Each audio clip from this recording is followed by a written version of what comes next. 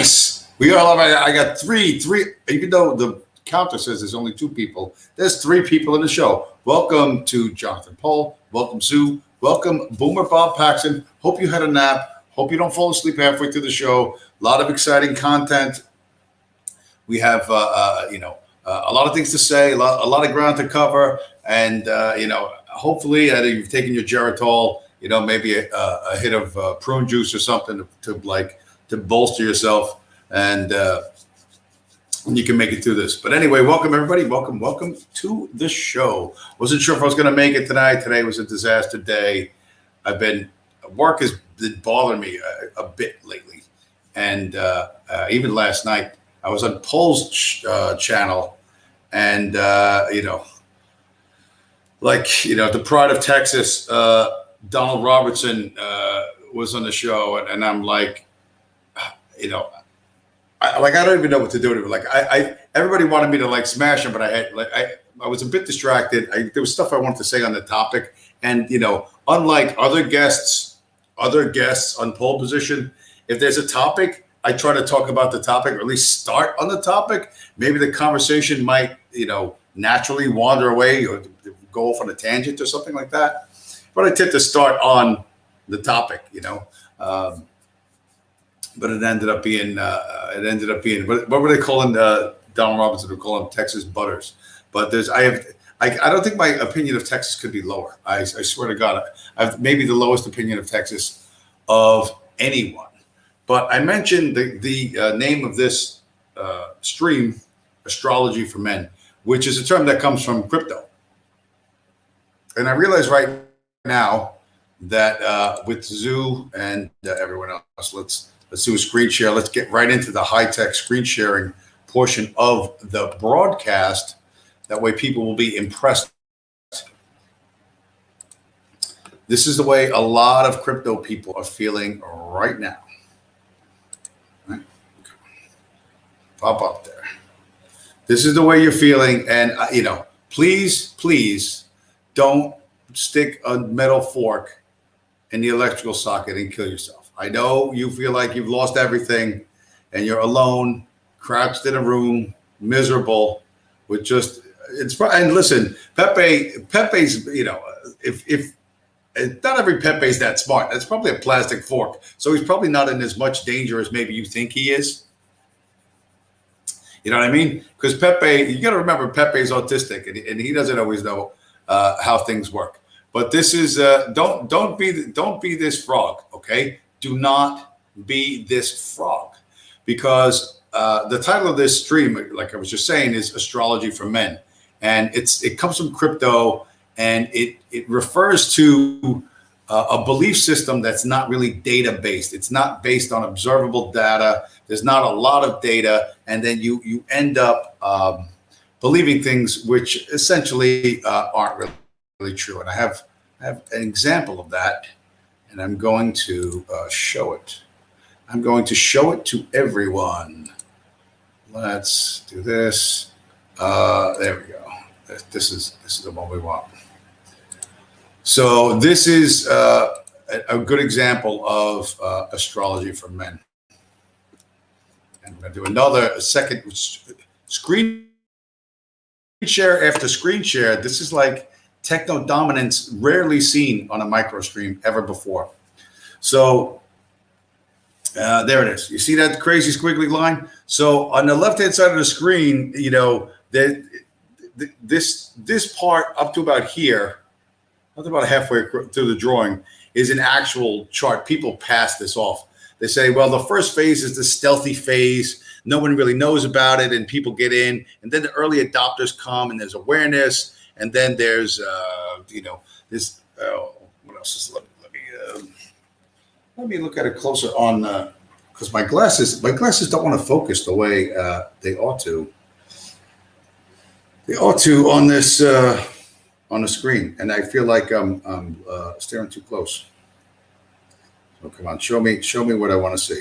So it's the first sell-off, then there's a bear trap, then there's media attention here, right? Then there's enthusiasm here, and then greed comes in here, and then delusion. People think everything's going to change forever, At the top is, oh, we've reached a new paradigm. And then the price falls, but it's a bull trap. People think it's going to go back up, and it goes back a little bit, but they're in denial. It's a return to normal. And then the price slides lower, and there's fear. And then there's below that is capitulation. People realize, oh my, it's over. It's all over. And then the price drops below the entry price down here, and people are in despair and terror, and they don't know what to do with themselves. And then right around there, right about the middle of the picture, it says return to the mean. So, and that part, like I said, is that's actually passed off as real market psychology for stocks or for any other things. The rest of this is just retarded shit that somebody else it added in. And at the bottom it says, down here it says clown world phase. So coming out of return to the mean is, it actually says Elon Musk tweet, and then you see the price goes up and it says rug pull revolution. That's when you find out, it's all a scam. Then you fall to riding with Biden, and then the price goes up again, and it's the Dogecoin mass suicide. Then it falls down and makes a shoe shape called Bitcoin maximalist time travel from the future, and turn it into a shoe shape. Then it just does some crazy stuff.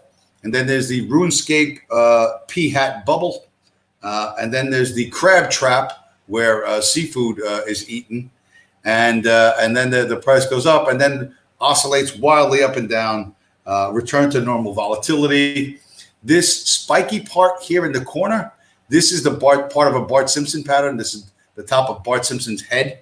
So that's a hyper Bart, it's an extreme Bart Simpson pattern. And then it falls to the upside down version, or the negative Bart Simpson pattern. And all of this for technical analysts, right? For people who are going to read the tea leaves in markets, this is chart reading. You have to read the charts, you have to see the patterns, you have to look at the volume and all this sort of stuff. So that's what I call astrology for men. But this concept goes beyond that, and I'm kind of really falling in love with the concept of astrology for men. On the poll show last night, they were talking about the CIA. There's somebody, the distributors thinks the CIA is full of 150 IQ supermen who can do whatever they want, and that is, of course, observably untrue. But people choose to believe this, and part of how you would know it's untrue, if you think it through, is the number of propaganda films telling you how great the CIA is, right? When the wall came down and the CIA didn't see the wall coming down, a former insurance company executive named Tom Clancy, who was reading some newspapers about an attempted defection of an entire boat full of Russian sailors that was turned around, and then they almost got out of whatever the part of Iceland or something they get around. The Russian Air Force made them turn around. They went back and they were all killed. It was a surfer ship, and from that, Tom Clancy wrote a spy novel called The Hunt for Red October, and it was a huge Cold War thing. And he was invited to speak at CIA, and he became like their pet writer, right? And spawned a whole series of films that started with Alec Baldwin as Jack Ryan, the heroic. He's like a college professor, but he's an ex-Marine, and he's whatever, and he's willing to go out. He's willing to fly out in a seaborne helicopter, and the chopper pilots are laughing and joking about vomiting on the windshield because the weather's too extreme, and chunky bits of vomit falling down inside of the helicopter, and it stinks, and they get him out to the sub, and so we're going to lower his static charge from the rotor blades, and none of this affects. I heard CIA. He decides, I'm going to get on that boat because he's convinced, he knows, based on no data, that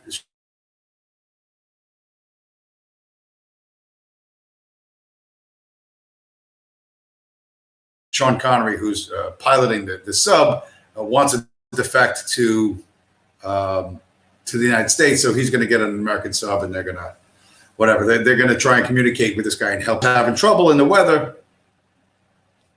Why did I just freeze up? Cool. But again, this super heroic CIA guy, he cut out because he's so committed to. And then there's the cat and mouse game, the submarine thing. So this was the failure of the CIA was exposed, that they didn't see this coming and they weren't ready for it. This huge Hollywood propaganda film started, and the actor changed from Alec Baldwin to an even more popular actor, was Harrison Ford, where then he's in England and he's battling terrorists and he's taking their guns away and whatever, all kinds of stuff.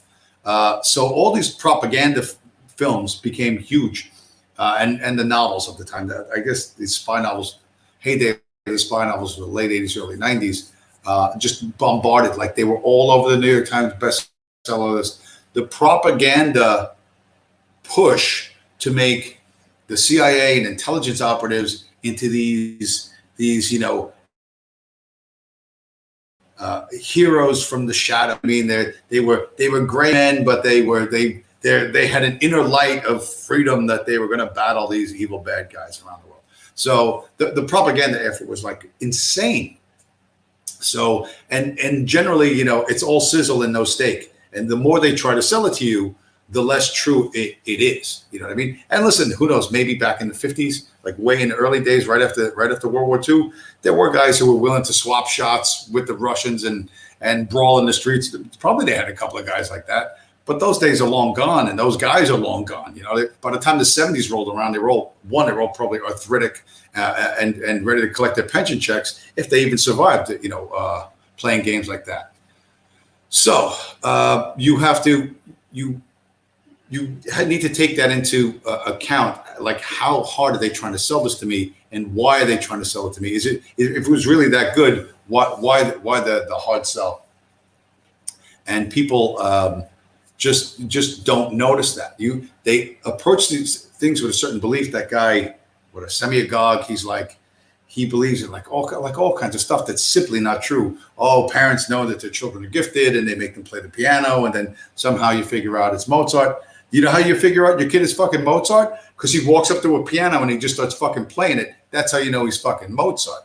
You know what I mean? That's how they knew he was Mozart. You can't tell by looking at him, because all little kids are the fucking same. You know what I mean? But the one that goes up to the piano and just immediately starts playing shit, you're like, the fuck, he's 3 years old. How could he do that?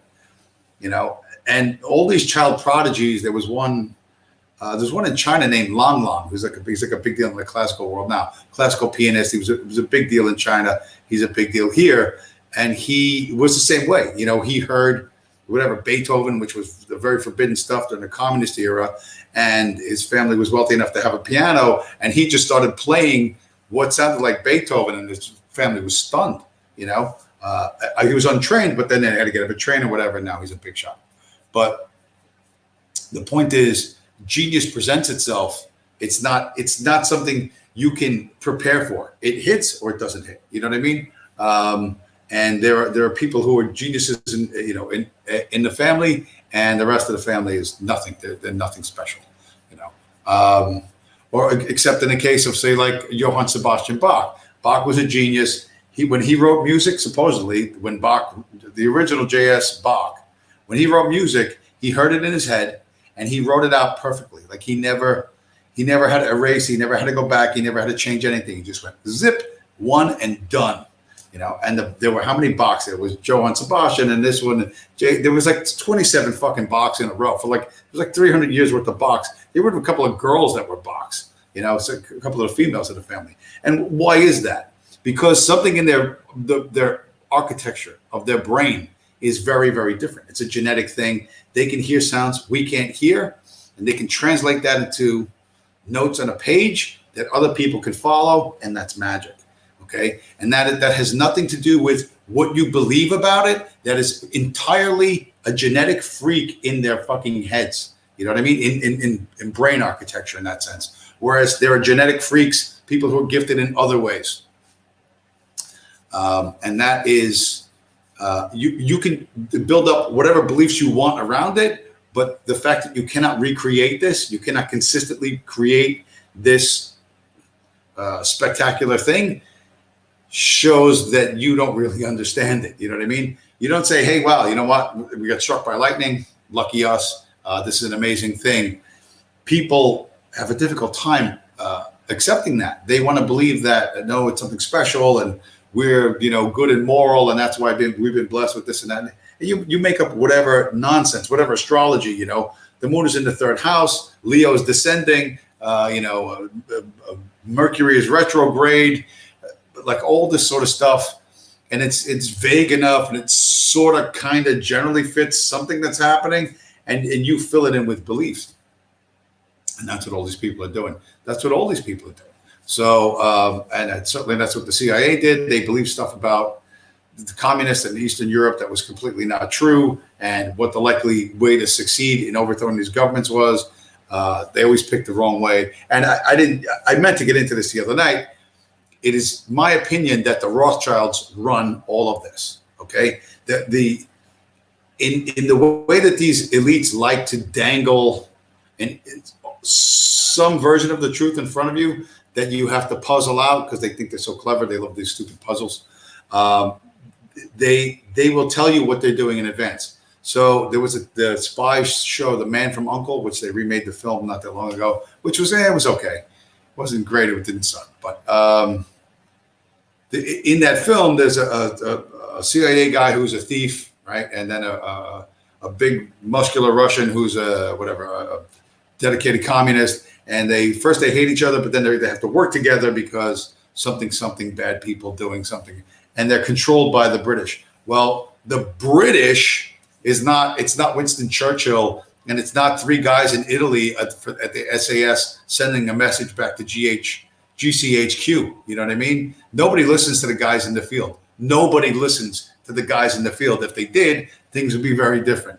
The assholes at the fucking top come up with these retarded fucking ideas, and they tell the guys in the field to fucking do it, and the guys in the field do it or die trying. So, the decisions aren't made. The influence to make the decision this way or that way doesn't come from the bottom. It comes always from the top. What's the top? The top of government is money. And who runs money in England? The Rothschilds. So the Rothschilds wanted the communists to, this is my opinion, they wanted the communists to win everywhere because they were in love with communist ideology. It works for them. You know what I mean? In a lot of ways, it allows them to exploit all sorts of natural resources all over the place. And fits their, fits a fractional reserve mindset. And supposedly Vladimir Lenin said the establishment of a central bank is 90% of what you need to achieve communism. So again, the control of incentives, you know what I mean? The control of incentives, the iron grip that these people had and the current central bankers have is everything. So that's who controls the politicians. The politicians control the secret agents with their Dakota rings and their poison fucking whatever, their poison daggers and their fucking blowguns or all whatever dumb shit they have, right? Supposedly that's a Lenin quote, yes. You Google it. I don't know. See if it's legit. But I saw it. I saw it on Twitter not that long ago. Okay.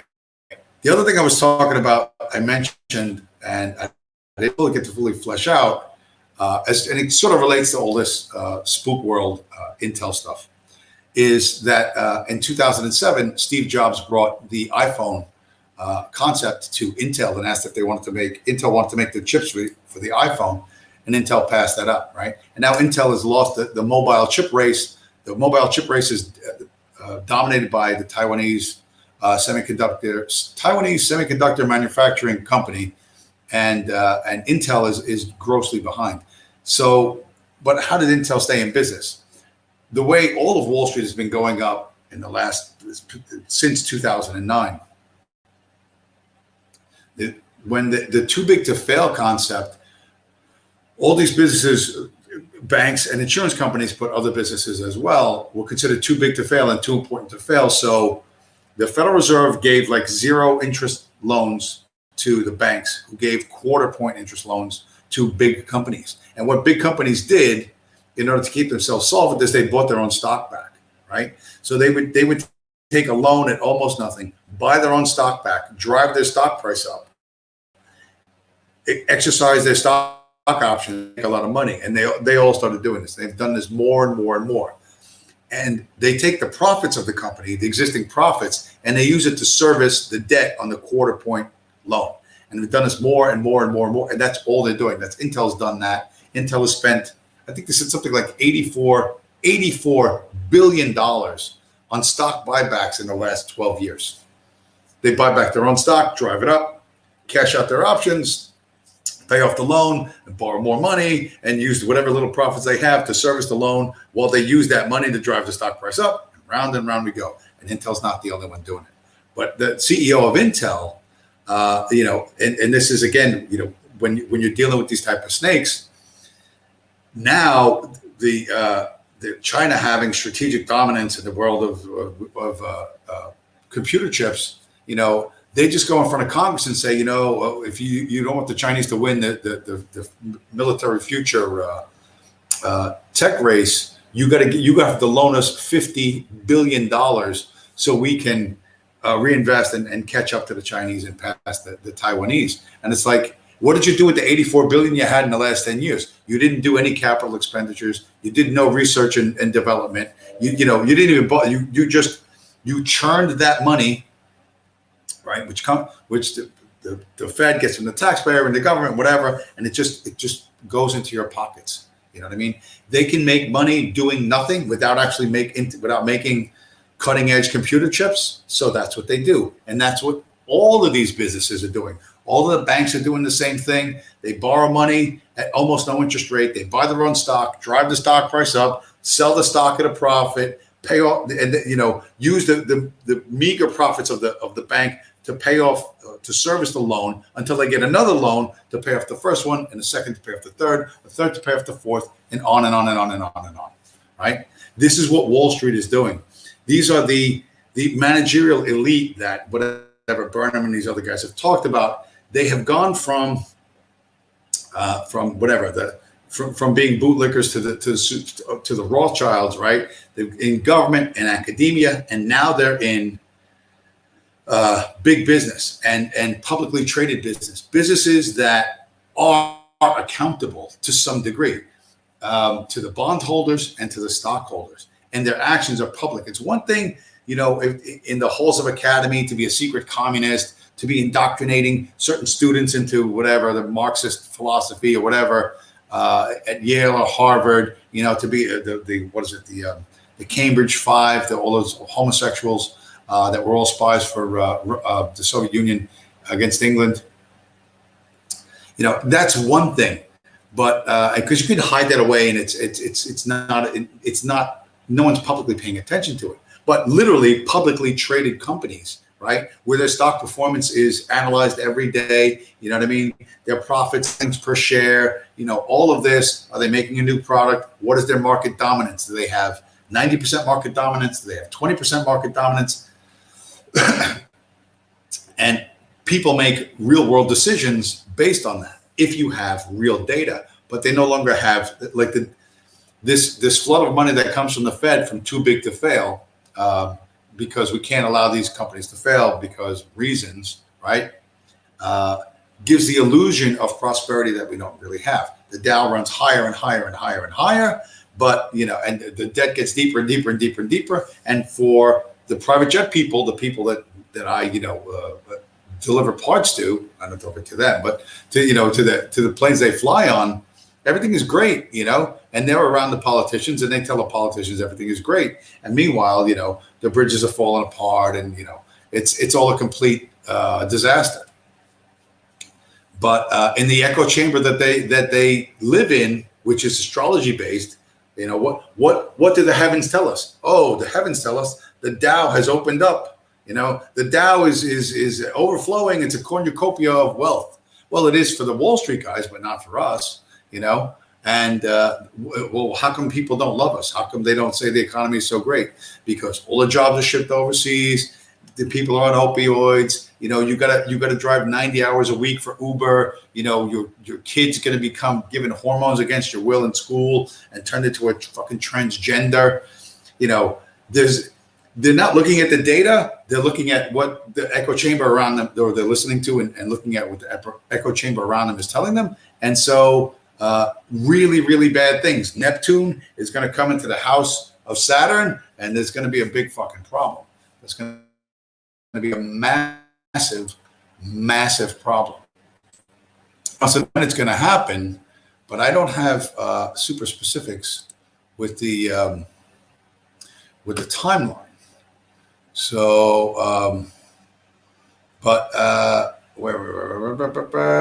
okay. Let's do this one. We got to go back. We have to remember. Go back to the screen sharing things. This doesn't want. It's going to open it. It's going to open up. There we go. Do it like this. It's all going to work out for me because I am such a master at this. And extremely.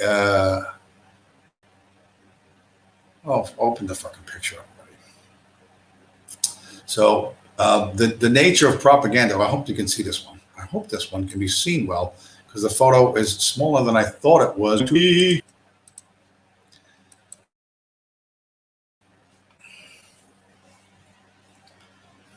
Come on. Show it.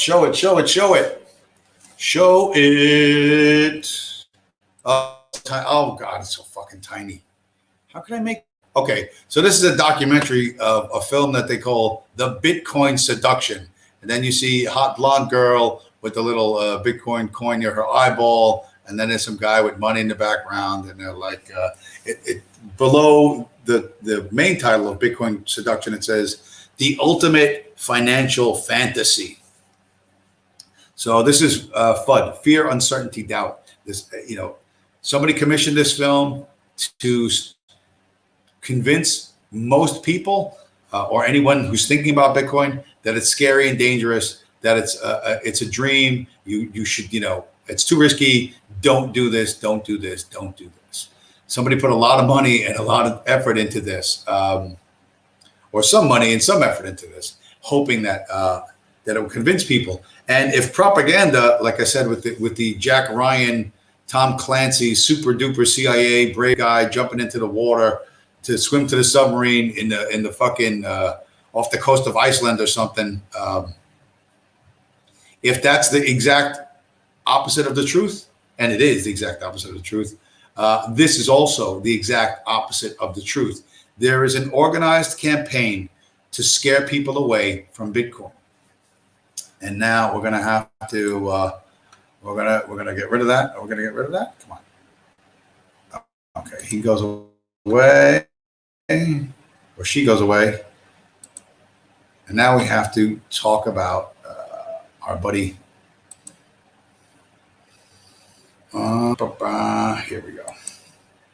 This is a tweet from a person who is an actual meme, but this tweet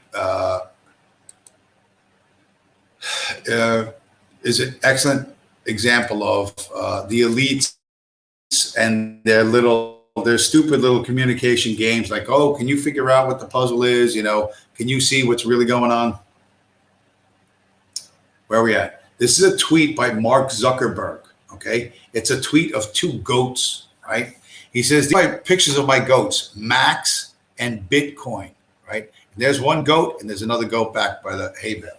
And people got all excited. They were like, "Oh wow, Facebook is going to buy Bitcoin, and Facebook's going to add Bitcoin to its balance sheet. It's going to be great. And then Bitcoin's going to go to the moon. We're going to go to 75,000 or 100,000, and blah blah blah blah blah blah blah." But there's a different story about Mark Zuckerberg and goats. Now, everybody knows, or anybody with two brain cells knows, that Mark Zuckerberg wants to be president of the United States. And he's so disconnected from normal life that these insane schemes come up in his head, how to make him seem like a regular guy. So he has a farm and he has goats. So, and this really happened. He invited someone over to have dinner, and he wanted to do this like farm to table kind of rustic concept. So he had one of his goats sent to a slaughterhouse and slaughtered, and he was going to cook the goat himself for his guest. Of course, Mark Zuckerberg has literally said, he's one of the masters of the universe. So these guys think nothing can ever go wrong. This guy probably never cooked anything, probably never cooked a fucking goat before. At any rate, the meal was a total fucking disaster. It was completely inedible. Okay. So people are forgetting that story about Mark Zuckerberg. Mark Zuckerberg slaughtered the GOAT, GOAT, greatest of all time. And so Max and Bitcoin, so we got to play like detective. Okay, what does this really mean? Mark Zuckerberg killed the GOAT. He killed the greatest thing of all time. Zuckerberg and his buddy Elon Musk think they're going to not kill Bitcoin, but they're going to take it. They're going to slaughter it. They're going to make it theirs. That's why he tweeted this. He tweeted this like 2 days ago. This is their in-your-face, mocking you. So all this, what's happening with Bitcoin right now, I don't know if it's at 44 or 46. All this downward pressure is coming from Elon and his buddy Mark Zuckerberg, and they do not have your best interest at heart. None of these billionaires are your best friends. None of these billionaires is ever telling you the truth. For you to imagine that they are is naive. Elon and Zuck. Yeah, because Elon Musk did the same thing, right? First he's pro Bitcoin, now he's anti Bitcoin. So now he's pro Dogecoin. It's all this bullshit, but they don't know. Neither one of these guys understand what they're up against. These billionaires whoever they rely on are basically the same as our CIA. Their managers, the people that tell them we can make this happen, are as shitty as the fucking CIA is at taking over countries and predicting things. And in the same way that the CIA has an incredible string of fucking losses, Elon Musk and Mark Zuckerberg are about to take a big fucking L. We don't fucking care. We don't care, and we don't care. I describe myself as a toxic Bitcoin maximalist, right? And what we are people who believe that Bitcoin is the one and only future reserve currency of the world, right? And that that all central banks are going to print and print and print until there's hyperinflation and global Weimar conditions. And this is the way we think. This is a very common Bitcoin meme. Somebody, the little girl hiding under the desk crying and the Terminator coming to fucking kill her. And those are the BTC plebs, the small time BTC people, those of us who are on Twitter all the time. We are going after Elon Musk. We're going to go after fucking Mark Zuckerberg. And even today, if you're on Twitter, Elon Musk or whoever runs his account was responding to like dozens. They're fucking trolling this guy, the second or third richest man on the planet Earth, in real time. And he's throwing a fucking fit on social media, and he's getting trolled by fucking nobodies, people like me, or whatever, people with slightly more Bitcoin than me. And what you don't understand is we're not going to stop. We don't give a fuck who you are, who your friends are, who you think you are. We're going to fucking destroy you. Okay? Elon can suck fucking dick. He's a welfare queen. All right? His electric cars, all right, run on coal. Most electricity in the United States is generated by burning coal. His super clean electric cars are coal burning cars. So, and Elon's a market manipulator. Bitcoin is you're going to see what Bitcoin's going to do. Everybody forgets Bitcoin has been declared dead 412 times in 12 years. So, hold on, I got to. How long am I going? Like 40 fucking minutes without a drink. Jesus fucking Christ. Listen, this is the very beginning of Then They Fight You, okay? This is their attempt to steal what's not theirs. I said it on last week's show and a couple of weeks ago show.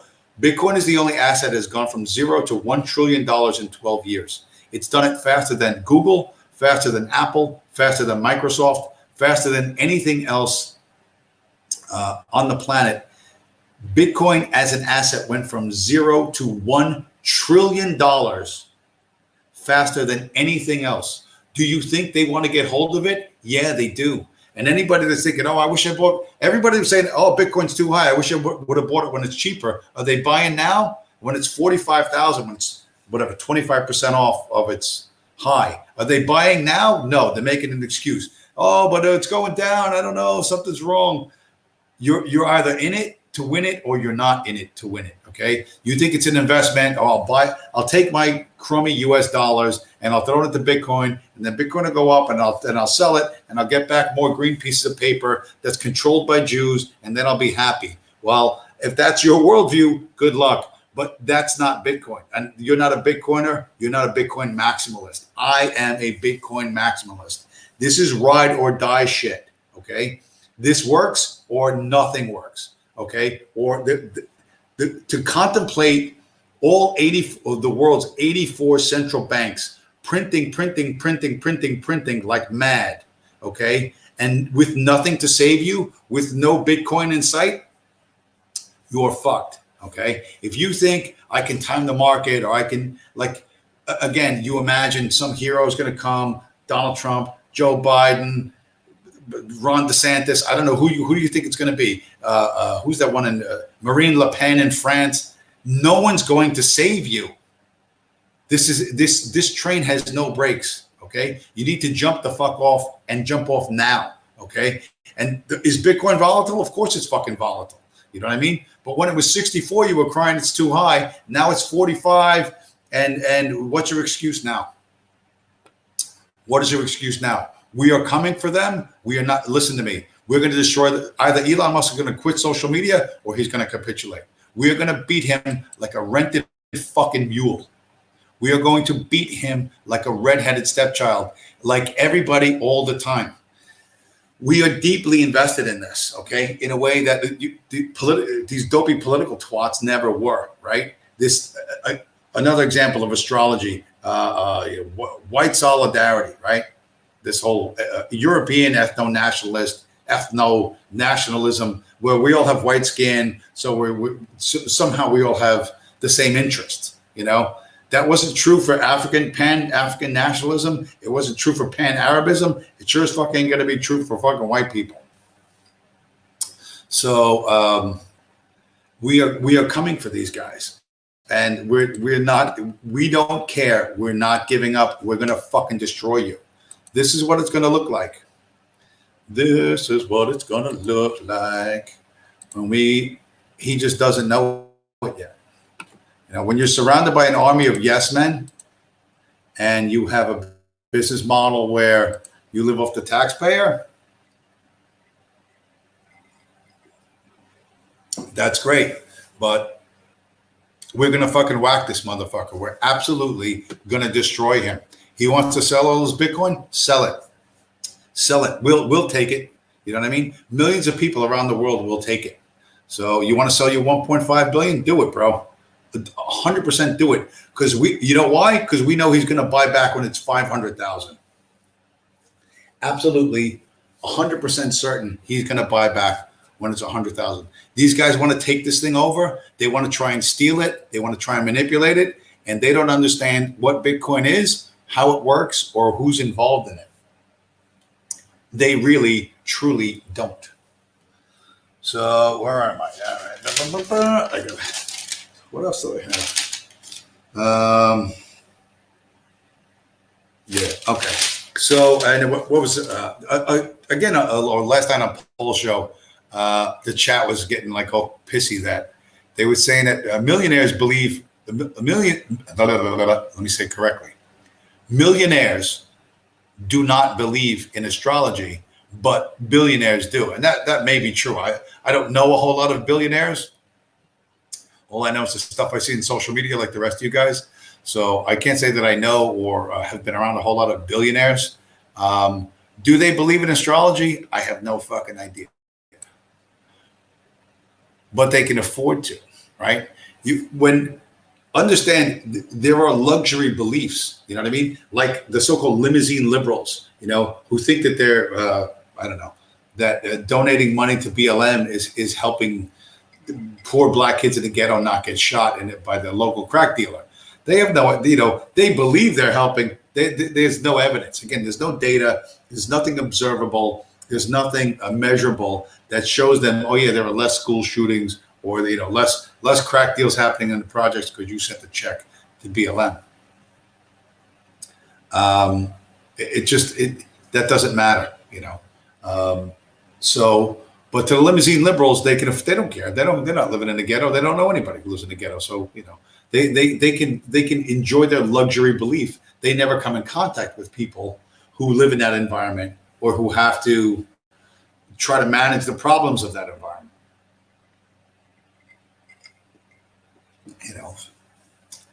And it's so obvious, the hypocrisy of of Al Gore telling you about global warming and then hopping in a private jet and going off to his beach house in California.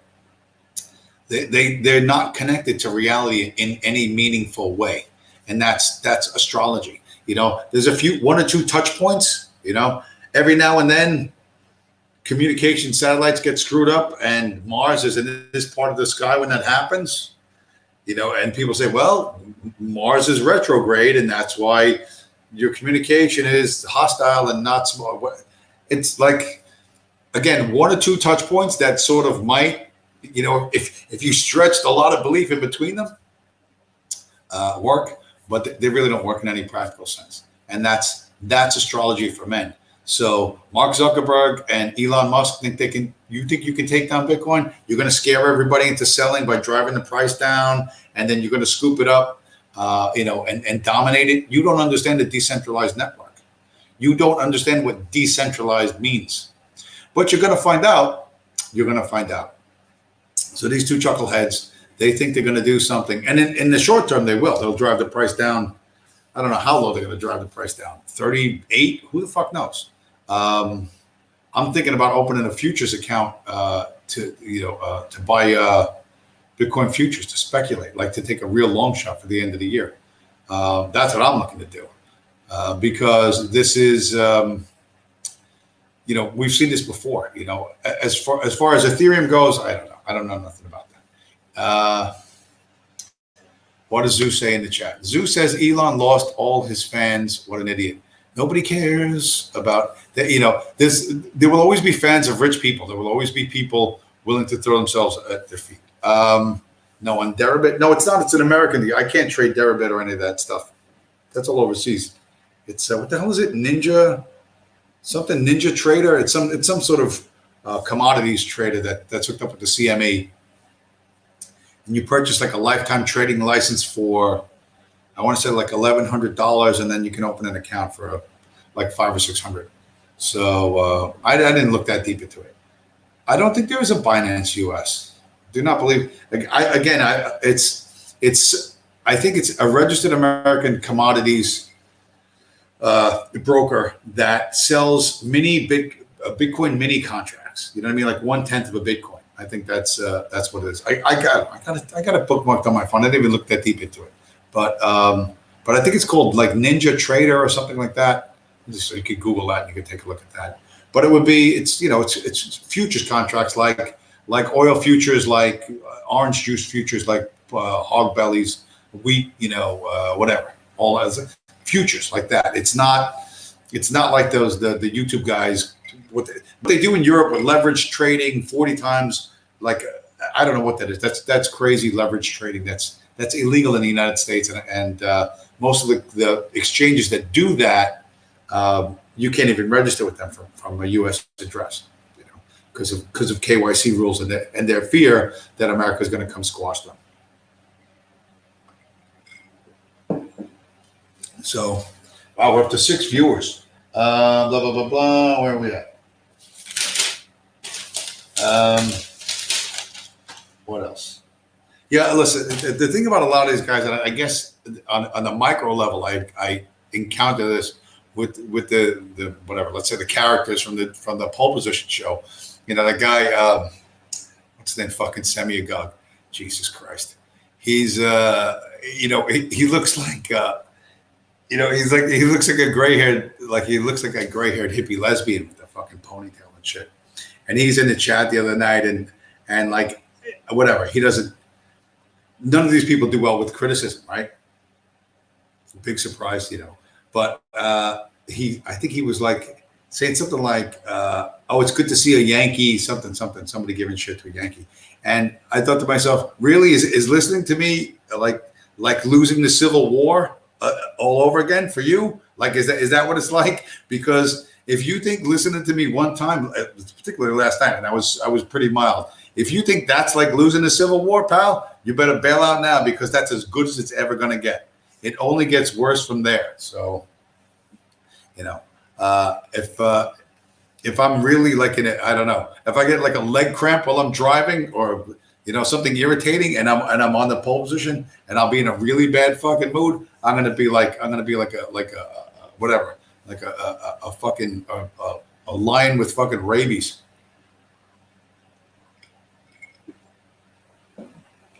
I was very, very mild, partially because like Donald Robertson is like punching water. You know what I mean? Like, it's like you go down to a river or a stream and you punch the water, right? And it makes a splash, and then it's gone.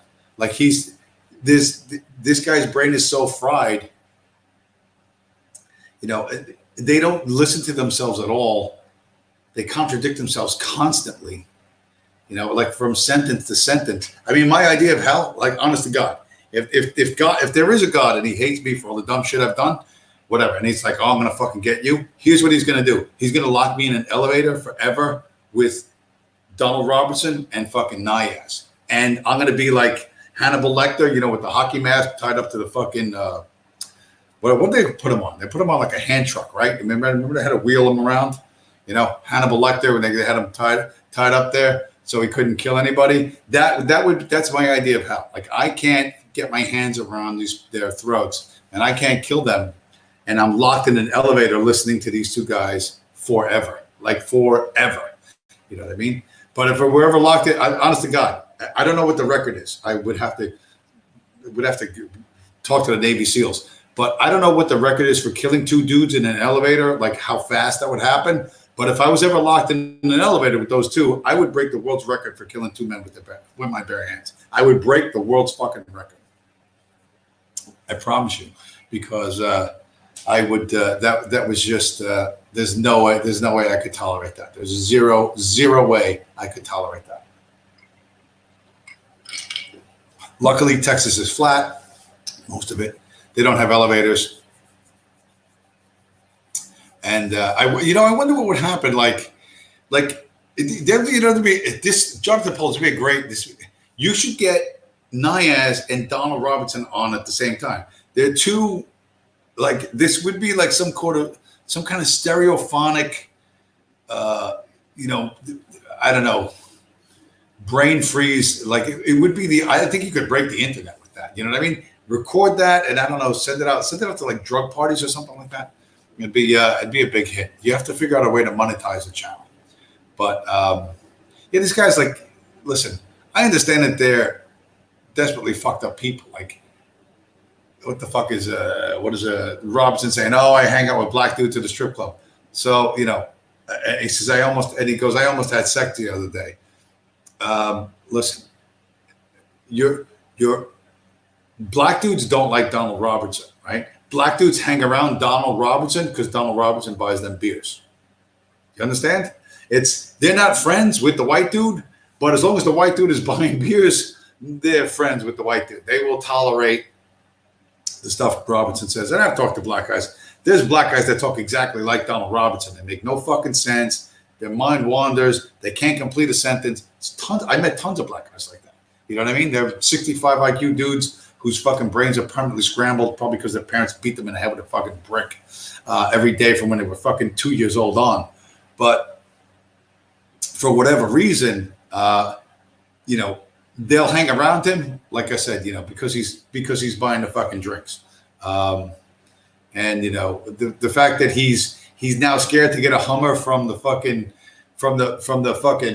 fat Mexican stripper with the fucking like with an entire sombrero tattooed on her fucking ass, and and the fucking gold teeth or something like that. Like he doesn't want to get a Hummer from her. It's probably for the best. You know what I mean? There's probably some organisms floating around her body that are quite resistant to most antibiotics.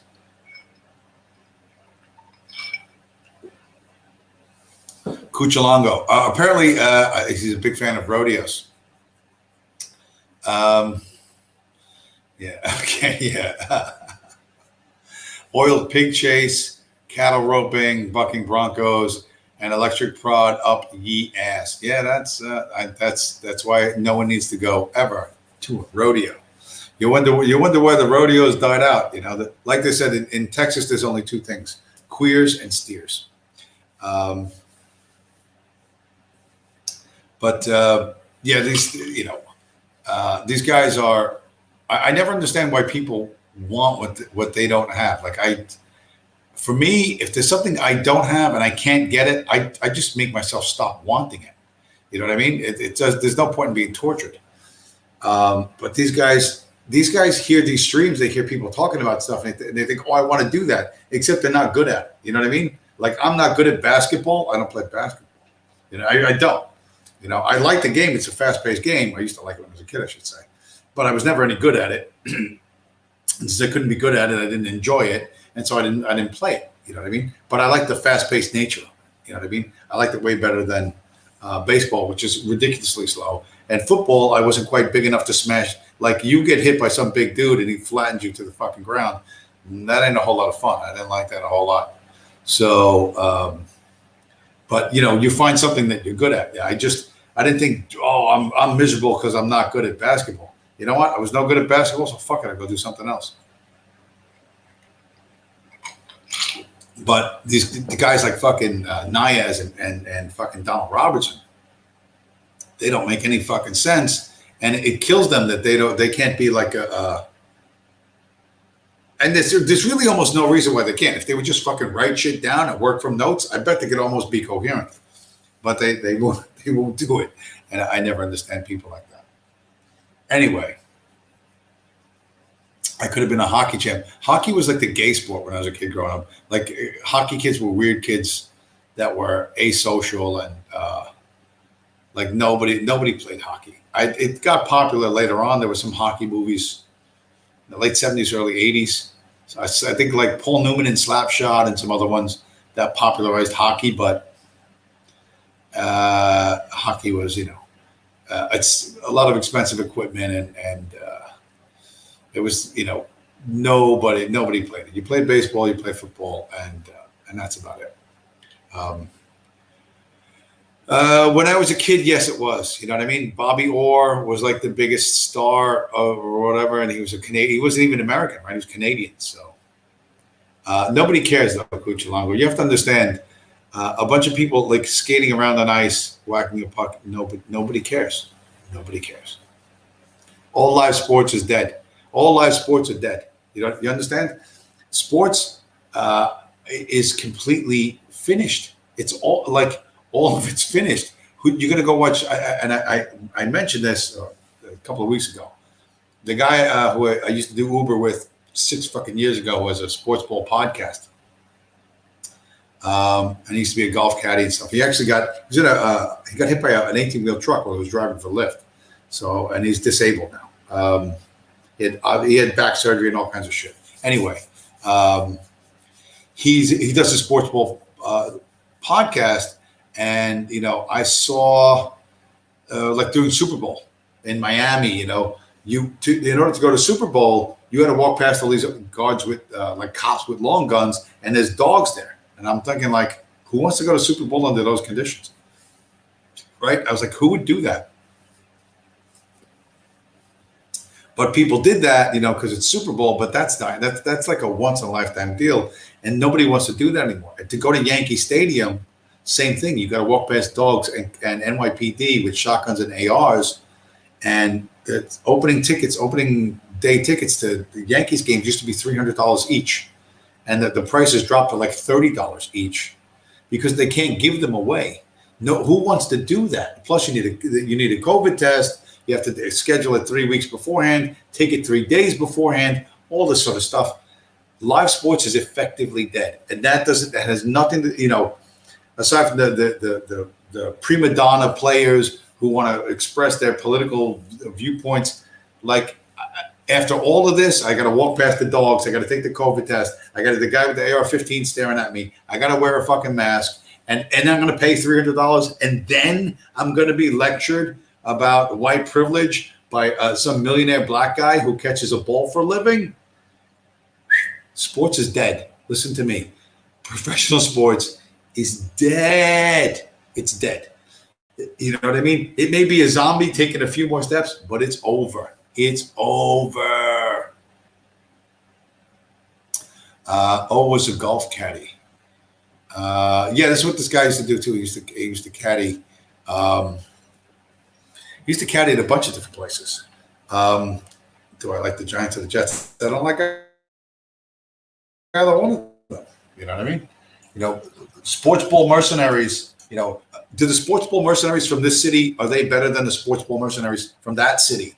You know, we're allowed to argue about this. This is publicly acceptable. You can have all kind of heated debates, yelling and screaming. Are the Raiders better than the Packers? Whatever, Giants or Jets?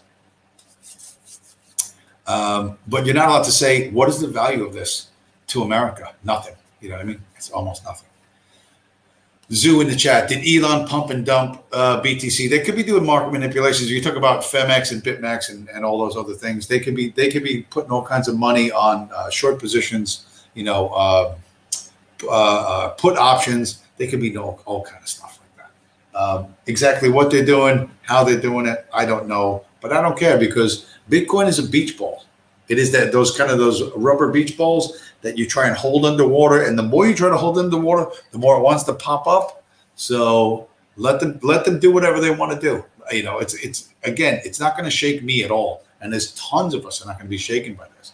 I do not trade my dollars for BTC for Bitcoin because I think I'm going to trade it back and get more shitty green pieces of paper controlled by Jews. That's not my fucking goal. That's not why I'm doing this. Okay, if that's why you're doing this, then you're in the casino. You're going with Doge and ETH and Monero and this one and that one and and you believe you can time the market and you could ride the wave and you're willing to pay the capital gains tax or you're willing to get wrecked. Great. That is not what Bitcoin is to me and to a lot of other people. No matter what they do, no matter what they say, we're not selling like ever. Why would I go back into the system that hates me and wants me dead? Why would I go back to the system that is printing so much money that it steals from me every fucking day, that devalues my time, my effort? You know what I mean? The things that I do make it worthless. That's going to make me fucking homeless and starving. Why would I want to go back into that system? Because the price of Bitcoin fluctuates a little bit. I told you, I borrowed money from my bank to buy Bitcoin at 13.7. Is it crashed to 45? How will I ever live with myself? And I was buying when Bitcoin was 5,500, 6,500, 7,500. That's the shit that the NSA stole from me. Okay? So I'm not doing this to make a big bag of fiat so I can buy a Lamborghini and snort cocaine out of a supermodel's ass crack. By the way, going down to Virginia Saturday, so two Lambos on the Jersey Turnpike, brand new Lambos. One was gold with a black roof. One was flat black. And I have to admit, I like the gold one better. And I was driving. I was in the truck lanes. They were in the car lanes. I guess they're afraid that an 18-wheel wheel is going to fall over and squish them or something. I don't know. But it's always smarter on the Jersey Turnpike to drive in the truck lanes. It's faster, always. And trucks don't change lanes a lot, and they're steady and smooth, and you can have a much better ride. Anyway, but the two Lambos, I'm like, I think maybe I still have to think a flat black, like a matte black, like it used to be called primer, but my t-shirt color, not shiny, but just black. I don't think that's a good Lambo color. You know what I mean? The gold one, I was like, you know what? It's gaudy. It's really gaudy, but it's a Lamborghini, so. Yeah, I'm thinking gold is probably the way to go if you're buying a Lambo. Don't try to be subtle. Like, I don't see Lamborghini guys as being subtle guys. You're walking up to whatever the stripper and you and Donald Robinson getting out of the Lambo and walking up to the Mexican stripper with Pancho Villa tattooed on her ass and the gold teeth, and you're saying, yo tengo mi amor, I want to give me a Hummer and a Lambo. Like, you want to do that in a gold Lambo, not a flat black one, Cuchalongo. First time I ever went to New York City, I hitched from Philly. Wow, crazy. That's I wonder what year that was. Cuchilongo. I joined in on the hate war, but my business. Just something is decent. I still don't devote more than 5 or 6 seconds. Oh, you're. I don't. Cuchilongo. I'm not sure what you're making. Yeah. You could take a round trip train ticket for $12. When could you take a round trip train ticket from Philly to New York for $12? What was it during World War II? For Christ's sake, how long ago was that? That I don't know when that was, man, but that was. You can't go like. I'm trying to think of a town next to me. The next town over, there's a train station that goes to Manhattan. It's I don't know. I think it's like 8 stops or something like that, and I think on the weekend, it's $28 one way. One way. 1985. Yeah, good times. The 1980s arguably was the last decade that there was an increase in wages. Some of the economists, when Trump first got in, that guy, Larry Kudlow, vaguely kind of made some noises like, hey, there has been a rise in wages since the 1980s. The wages have been effectively stagnant throughout the 90s and currently. And nothing was done to correct that, but that's true. So the falling standard of living, nationwide, again, like I said, as publicly traded companies, okay, with X amount of, they may have mediocre sales, they may have mediocre income, but they can borrow huge amounts of money at almost no interest, buy their own stock back, drive up the price of their stock, sell their stock options, right, and make a fortune, and then pay off that loan with another loan. This has been the business cycle, the economic miracle of the last 10 years. That's entirely fraudulent. It's entirely fraudulent, and that's why when I say there's going to be no savior, you talk to these Trump people and you go, hey, no wall, Hillary not in prison, no jobs come back from China. And you hit them those 3 data points and they go, oh, but he exposed the corrupt media. Like, okay, you're living in this fantasy world. You're coping, you're protecting your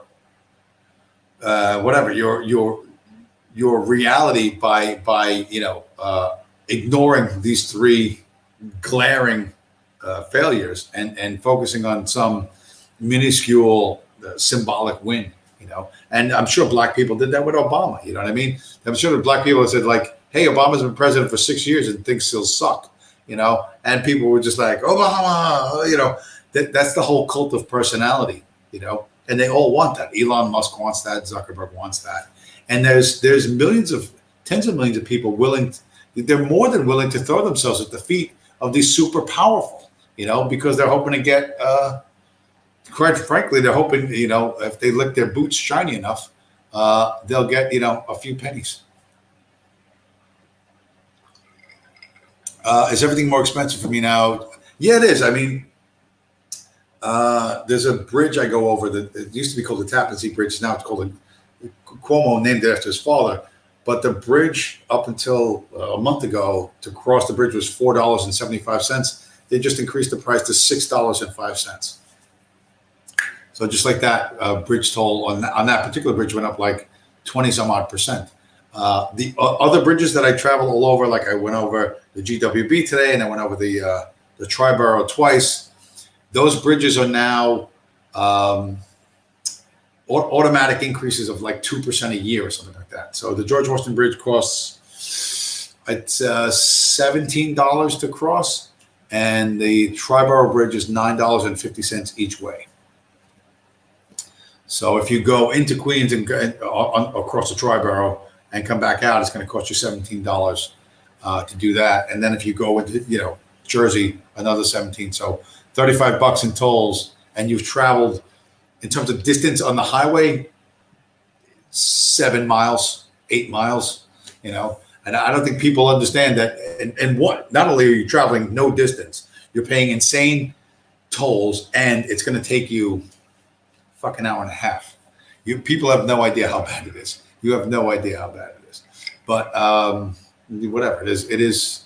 This is the environment we live in. That's why I was thinking about going to Miami, but the whole Miami thing doesn't look quite so good for me as I thought it would. The more I look into it, Miami's not looking like because my company has an office in Miami, but we don't have enough work for drivers down there full time, so they use some kind of subcontractor outfit, which I don't think would work for me. Oh well, but it was a thought. It was a thought. Yeah, well, and the thing about things getting more expensive, fuel's more expensive, everything's more expensive. You know, and I was joking around that because I eat in fast, like convenience stores all the time, and you get a crappy pre-made sandwich that's like $6.50. It may be like 560 calories, but it's 560 of the cheapest like it's the smallest amount of volume of stuff. They just pour high fructose corn syrup on everything, whether it's supposed to be sweet or it's supposed to be salty. They just pack that stuff in there, adds calories, and people don't notice it. But like a bag of Doritos chips used to be 450 calories. Now it's 400 calories. You know, so they reduced the amount of chips in the stupid bag of Doritos to get the price the same, but that's better for them. You know, and you'll see that everywhere. The prices won't change much right away. You'll just get less of the product, and that's actually more of an increase for them, for the producer than just raising the price. So, and they did that. They did that when I was a kid in the 70s. So they just do it all over again, and they'll do that until they can't do it anymore. You know, and like you know, my dystopian vision for the future is one, generational debt. And you're going to be once everybody loots. You know, the cops will shoot another black guy, and then the police will just back up an 18-wheeler full of fucking Air Jordans and just dump them on the street in the ghetto so they don't break the fucking glass. You know what I mean? They'll just go. They'll just be fucking roving teams of trucks just handing out free sneakers, and every now and then somebody will get a fucking gift card for a flat screen TV, and that'll keep them from breaking the windows in the fucking Walmart. And this will happen often enough and so much, and the police won't be able to control it, that they're going to come up with the shopping without checkout. You just go in, take what you want, and walk out. And RFID chips, like the electronic toll tags that on the bridges I cross, you know, will on your phone. It's not going to be a chip in your neck or your hand or anything. It'll be in your phone. You go in, you take whatever you want from the store. Beep, beep, beep. All the purchases are added up, and you just walk out, just take it home. Take whatever you want, as much as you want. But you're going to have to pay that off, and you're going to go into debt. And they'll empty your bank account. They'll add the price to your I don't know, car registration or something. That's a common thing the state's been doing. If you go to the electronic toll collection and you don't have the reader tag, they take a picture of your license plate, and they just wait. They used to send you immediately a violation notice. You owe us $25, $50, $75, whatever it was. They don't do that anymore. They let you go through as many times as you want. But when you go to register your car after 2 years, they have all of those tolls plus interest added to your car registration. Now, you either pay that, so your registration, instead of being $200, is now like $3,200, right? You either pay that, or you're driving an unregistered car and you won't be able to get insurance. You'll be unregistered and uninsured, right?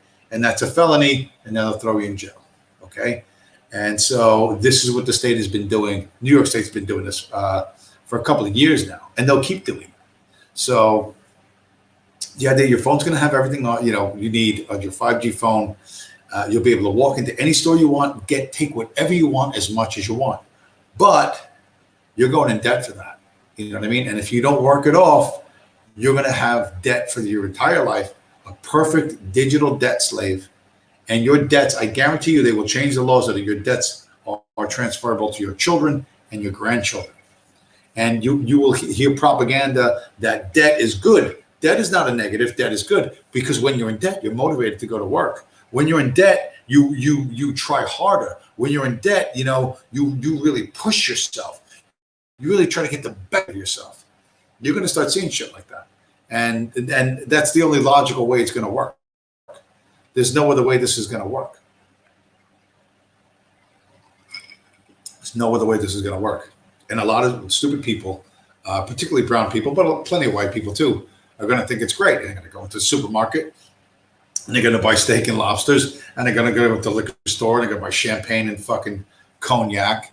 You know what I mean? And they're, you know, when the bill comes due, they're going to be like, oh shit, you know. And the more high tech it gets, you know, the greater their control. Until really, you know, you'll go to your house, and the idea that you tweeted something, or whatever, there won't be Twitter, probably something else. You did or failed to do something that the bank wants, and you've been penalized, and you can't access your bank account for a week or 2 weeks or something like that.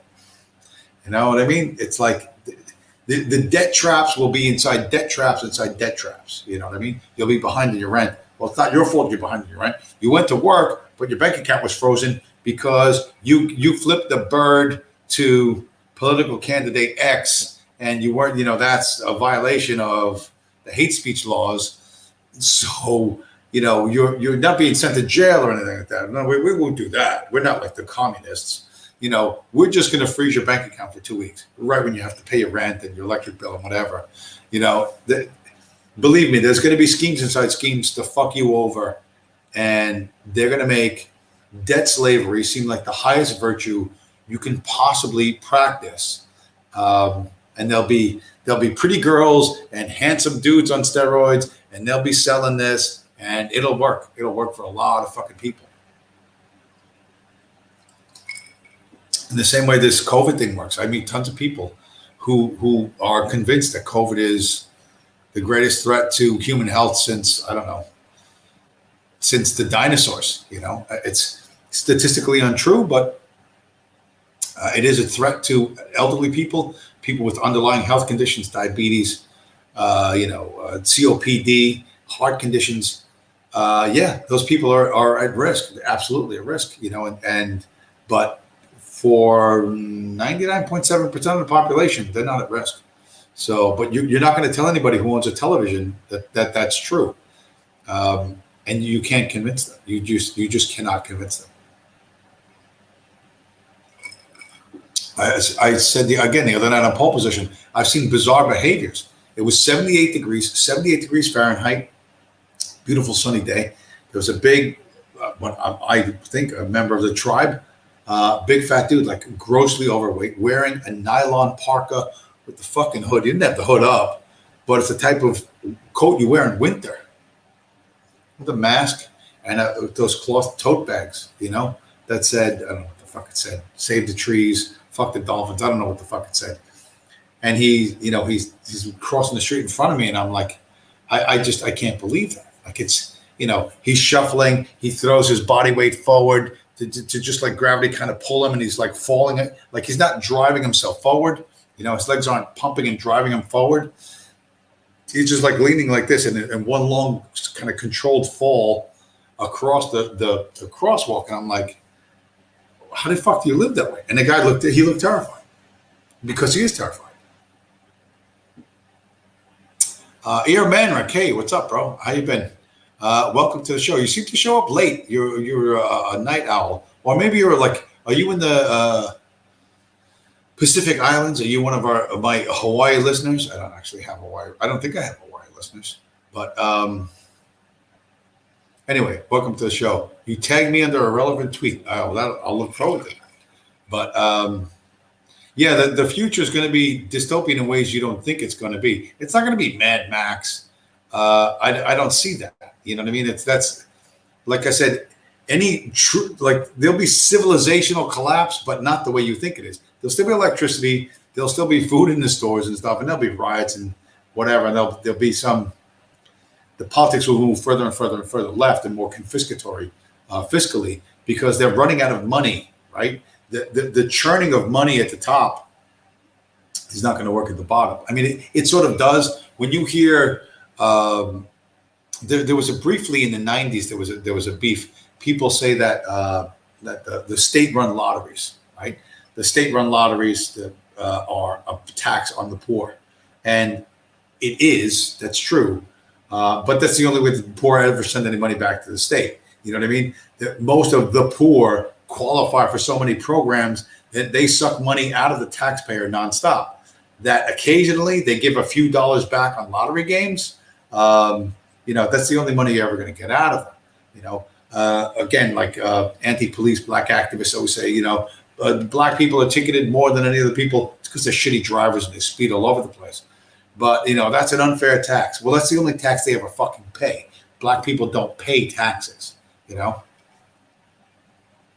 So to get some money back from these people who are net tax eaters, right? They consume taxes. They don't produce anything of value, and any tax dollars take from productive value. That these lottery games are a legit tax on the poor, and you need that. You know what I mean? Because the rich are paying less and less and less and less taxes. You know what I mean? And these big corporations are paying no taxes. They're paying no taxes. They're getting free money from banks to pump up their stock price. You know what I mean? And then they cash out at the top of the fucking cycle of fucking stocks, and then they borrow more money for almost for free to fucking pump up their stock price to cash out their options. You know what I mean? And they're paying no taxes the whole time, right? Jeff Bezos makes $8.9 million an hour. And his primary concern is he's afraid that warehouse workers in Amazon warehouses are going to unionize, and he's going to have to raise the wages from whatever the minimum is, like from $14.95 to $16.75 or something like that. He's terrified of that. They're all terrified of that. So they work nonstop to hire spies to make sure people don't unionize, and they deliberately set people against each other from different racial groups so that there'll always be tension in the warehouse, and so that no one thinks, hey, let's all get together and soak the rich guy. I don't know how you can soak a guy who's making $8.9 million an hour, but and then they do their public acts of charity. Oh, did you know that Jeff Bezos donated over $150,000 of school supplies to needy children? Hey, here's an idea, Jeffy. Why don't you just raise the fucking wages of the parents of the needy children so they can buy their own fucking pens and pencils and fucking school books? Cuchalango in the chat. Is there a heavy metal album with the name of Exempt Human Specimen? I don't fucking know. Tom Anderson, what the fuck you been, bro? Where you been? Oh, you better be lifting or something. You better be hitting like new PRs on your fucking deadlift.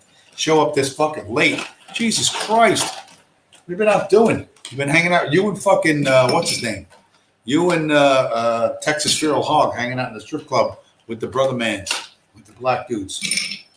Don't stay there till the end of this. Listen, black guys always shoot each other when the strip club closes. So leave before, like if the strip club closes at 2, you got to leave at 1 o'clock because the brother's going to start. They're going to start busting caps. They're going to start busting caps. So you don't want to do that. Leave before the party is over. Yeah, so I listen. Exempt Human Specimen is a designation for air cargo. When you send out like blood products and whatever, transplant organs and stuff, exempt from TSA screening. That's what it means. You know what I mean? Transportation. So when I bring up a box, if I'm sending out a kidney, right, or whatever, a transplant organ, it's they don't send it through the X-ray machine. That's what it means. Exempt human specimen. Or if it's blood samples, don't send it through the X-ray machine. You know what I mean? Tom Anderson, Texas Feral Hog, Texas Feral Zog. Oh, that's great. Oh my God, that's beautiful. I'm glad I caught that. Texas Feral Zog might be the single most boring person ever to appear on stream. Yeah, he's phenomenally boring for a guy who can't string 2 sentences together on the same topic. It's amazing. They're calling him Butters. I don't watch a whole lot of South Park, but I've seen little clips, and there's whatever, he is what he is. So yeah, I don't know. Heavy metal. Listen, I haven't listened to heavy. Mostly heavy metal is not that good. It was good when I was a kid, but I'm like 3/4 of a boomer. I'm going to be 56 this year. That stuff doesn't sound the same when you're 56 as it sounded when you were 26. It's going to be true for anything. It's got to be true for anything. Did I talk about the new Army recruiting ad yet? No, Tom Anderson, I have not seen the Army recruiting ad. Is it two men in fucking pink dresses skipping down the sidewalk to Yankee Doodle Dandy? I don't know what it is. I do not know. The CIA ad of the overweight intersectional Latina with the anxiety member, whatever, anxiety sister, that's a fucking disaster. I am not a victim. I swam across the Rio Grande all by myself. That's why I qualified for the Directorate of Operations in the clandestine CIA service. You know what I mean? I can swim across a river at night. I guess that qualifies her. Certainly more than the Harvard and Yale twats who do that sort of stuff. Tom Anderson. It's a cartoon featuring a petite woman with two moms. Oh, great! Heather has two moms. Is now joined the U.S. Army Rangers. You know what I mean? She's a ranger. She's gonna get a ranger, her 75th Ranger tab. You know what I mean? Rangers lead the way. Sui Sponte. Yeah, sure. Okay. Who wants to join the Army? Because okay, so the chubby girl.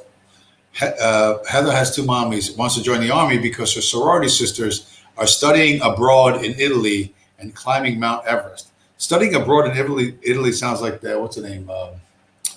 Who's that lesbian? She wrote for Salon magazine. How was her name? Everybody used to make a big deal out of her. She was like the lesbian who was not a left-wing lesbian. What was that woman's name? She had like gray hair and stuff. Can't remember. Yeah, the CIA one is disaster. Listen, Cuchilongo, you like Donald, whatever. Autistic, you like autistic people. What am I going to tell you? Right? You have sympathy for those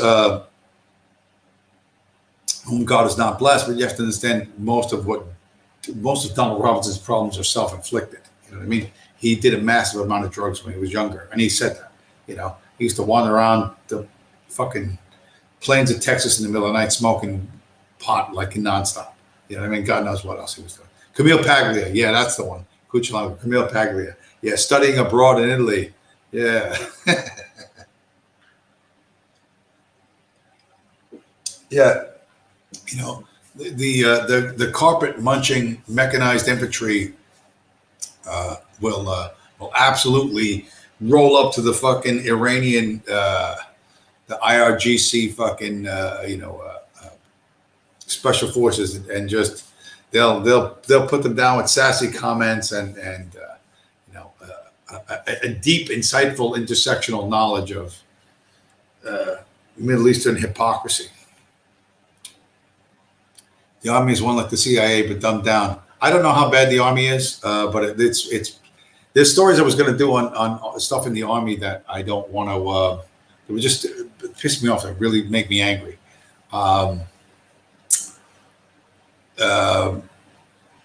They're just crimes, black gang rape, lesbians. This little okay. So in Fort Hood, just about a year and a month ago, there was a very pretty Spanish girl in the Army. Right, she got a little black beret. She was Puerto Rican, I believe, and she had mentioned to her family that she was being sexually harassed, and she was afraid to go to the higher ups because she didn't think anything would come of it. To make a long story short, she went missing, and they found her dismembered body in a number of places. Turns out there was a grossly overweight white female lesbian who was married somehow, who was also in the Army, who was involved with allowing 4 black Marines to come into this woman's house, gang rape her, and murder her. And then they left, the 4 black Marines, after gang raping and murdering this young Spanish girl. Had a bunch of screenshots on it, but I deleted it because, again, this was like I think of the story that makes me pissed off, and I you know, but whatever. This is a grossly overweight, like the white lesbian is like, she's got hair as short as mine, like it's dyed orange and shit. She calls her husband to help her come chop up the fucking body and get rid of it, and they end up getting caught, right? But before this happened, the family was concerned. This girl was, you know, she was a good little army girl, and she was always punctual, and she was the little Miss, well, Susie Q, not whatever, Latina Q, like little Miss Patriot girl, and of course she doesn't show up. Everybody's looking for her. The family had somehow come into contact with one of these black guys. One of the dudes had killed himself. One of the rapists killed himself. Another one laughed in the face of the sister, who said, "Hey, you know, I understand you had something to do with my sister. You knew her. Like, have you seen her recently?" He just laughed in her face. And they all ended up getting arrested. But this whole thing swept entirely under the rug, right? And this is a sort of thing where it's a black gang rape of a Latina female, right? That was, in my mind, I assume, this is my assumption, I don't know for certain, but facilitated by this grossly overweight white lesbian who probably hated the Spanish girl, didn't look like her, wanted her, was rejected by her, and decided she's going to teach her a lesson, right? So she cozies up to her, maybe gets in the apartment, says, "Hey, I heard these black dudes are harassing you, whatever. You know, let's have a glass of wine." Maybe she spikes the girls. Like, who the fuck knows? You know what I mean?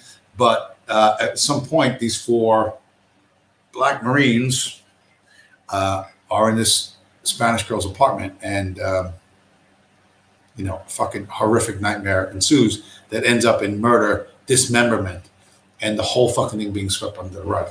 The stuff like that happens more often than you think in the fucking military, and if this became a national story, it would change things. Like, it would set off a big problem. You know, Jonathan Pohl was saying someone, probably a non-white, maybe a Latino guy with all the, like, talk about the sort of the insanity of Joe Biden, right? His political slogan is "Build Back Better," and he's going to build infrastructure. So Joe Biden says he's going to build infrastructure, right?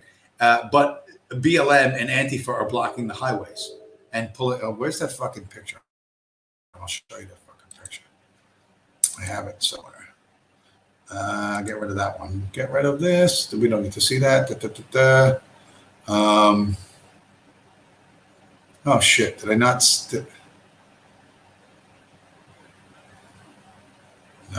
No, not that one. Ah, fuck. Where's the picture I wanted? I didn't send it to myself. You're gonna have to stand by. You're gonna have to stand by as I mid-show. This is incredible. This is the level of my technical expertise, which is unlike any microstream technical expertise you have yet seen. Get rid of the goat picture. No goat picture. Oh, crap. There's a bunch of stuff. Oh, here's the one. Here's it. Come on. Gmail. I know it's kind of slow to show a little bit as I do this stuff in real time.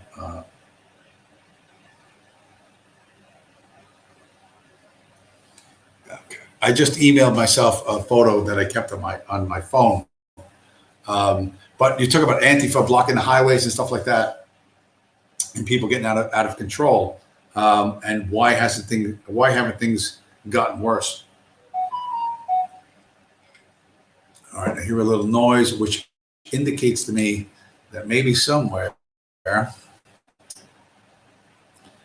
get my picture. Da-da-da-da. Oh no! Oh, this is gonna be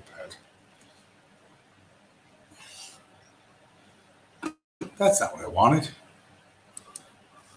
But so Biden says build back better while Antifa's blocking highways, right? Like, how are we supposed to do infrastructure? Are we supposed to wait until Antifa blocks the highway and then somebody finally pulls out their gun and there's a gunfight on a public highway because of a supposedly political protest over Black Lives Matter or some other bullshit, and the highway's closed down long enough for the local construction crew to do infrastructure work. Like, well, while we're closed down for the crime scene, well, hey, you know what? Why don't we just pour some more concrete on that ramp and widen that fucking lane? Like, it isn't going to happen. It seems like the reality or events have conspired to make the slogan of whoever the fucking political leader is a mockery. Like Trump was going to make America great again, and everything turned to shit. Everything got shittier. Despite what the Trump fans choose to believe. Biden says, "Oh, we're gonna rebuild infrastructure." Meanwhile, everything's falling apart. And everything's still burning, and everything's still. Oh, this is pissing me off. That's pissing me off.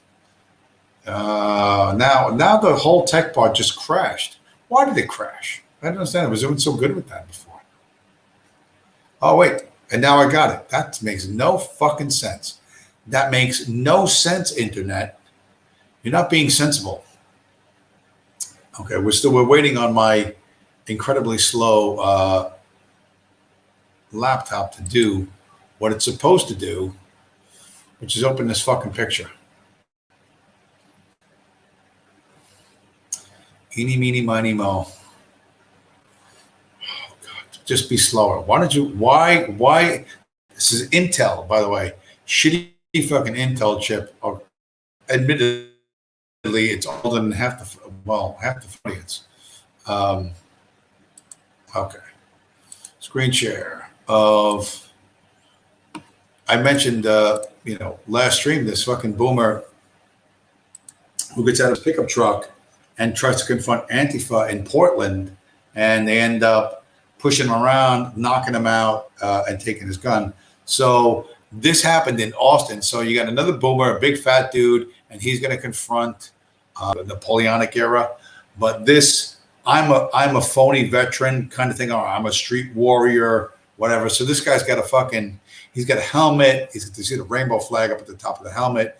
He's actually wearing a plate carrier. I don't know if he has plates or not, but right in the center of the photograph, right above where my cursor is, you see a black hand holding a small pistol, and he's pointing it at the big fat white guy. Okay. Now that is in any state, that's what's called brandishing. The person who owns that pistol may or may not be legally able to own a pistol, and may or may not have a concealed handgun license. But that fat dude with his arms down 15 feet away and 3 people away from the dude holding the gun is not a lethal threat and does not justify,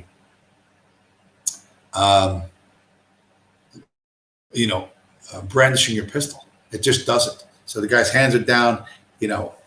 This happened in Austin, where there was an actual police officer present during the protest who was once again protecting the protesters, because cops don't give a fuck about the Constitution. They give a fuck about their paychecks and their pension. And they will do whatever the people who signed their paychecks and authorized their pensions tell them to do. So this is what? It's brandishing a lethal weapon. It's technically assault with a deadly weapon. Stopping that guy's motion by pointing a lethal weapon at him. And I doubt that the brother was arrested. We can't see who the brother is, but it's a chaotic scene with a bunch of people screaming, "Fuck you, no fuck you, no fuck you, oh fuck you, you go fuck yourself," all this stupid shit. And this dumb motherfucker doesn't understand how close he is to actually catching a couple, probably in the belly, from some black guy who's like super political, but not a street guy. Like he perceives somebody 20 feet away from him, right? Who's unhappy about being stopped in traffic as being a lethal fucking threat. But I guarantee you that the brother didn't get arrested, didn't get a brandishing charge. All this shit's going to go away. And it's photos like this and the point that Jonathan Paul was making, like, it's a miracle that this hasn't ended up in a bloodbath yet, and it really is. Sooner or later, all these sparks thrown at this powder keg, are going to ignite something big. So too big for them to hide right now. Whatever. This is a Twitter thing. This is an internet thing. CNN's not talking about it. It's not on TV, so it's not real. It didn't happen. It has no importance. But one of these things is going to spin out of control, and maybe it's going to be some Latino dude, some Spanish dude who's an actual citizen who has a concealed handgun permit and a double stack 9mm and a couple of spare mags because he's into gun culture in America because he couldn't be into it in the Dominican Republic or wherever the fuck he's from. And he's going to, maybe he's got some training and he's going to start dropping people left and right. And it's going to be an issue. Or it could be a white guy. I mean, maybe it won't be a white guy, but sooner or later, the stars are going to align in a negative way, and something really, really bad is going to happen, and that's going to force a confrontation. So it's all right now. It's all just luck after luck after luck that this hasn't.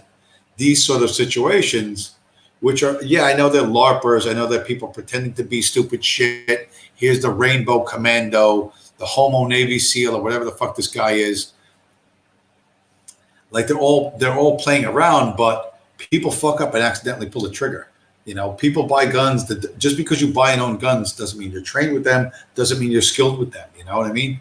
And you get scared, and adrenaline starts shooting through your body, and you fucking jerk that fucking trigger when you didn't mean to. Because you're new to guns, you have no trigger discipline, and tragedy results. And it could be something crazy out of control. And this is in Texas. This is Donald Robertson country, and what's his name, Niaz country. These are again people. This fat boomer thinks he's got some moral right to like these people think. First off, they have the moral right to block fucking the highway, and the police, the state, are openly condoning this. And then fat taxpayer dude thinks he's going to go up. Well, I'm just going to go and I want to yell at this guy, and they're all going to melt away, and they're going to go back to their intersectional Tea Party, and that's not going to happen either. You have people who are not grasping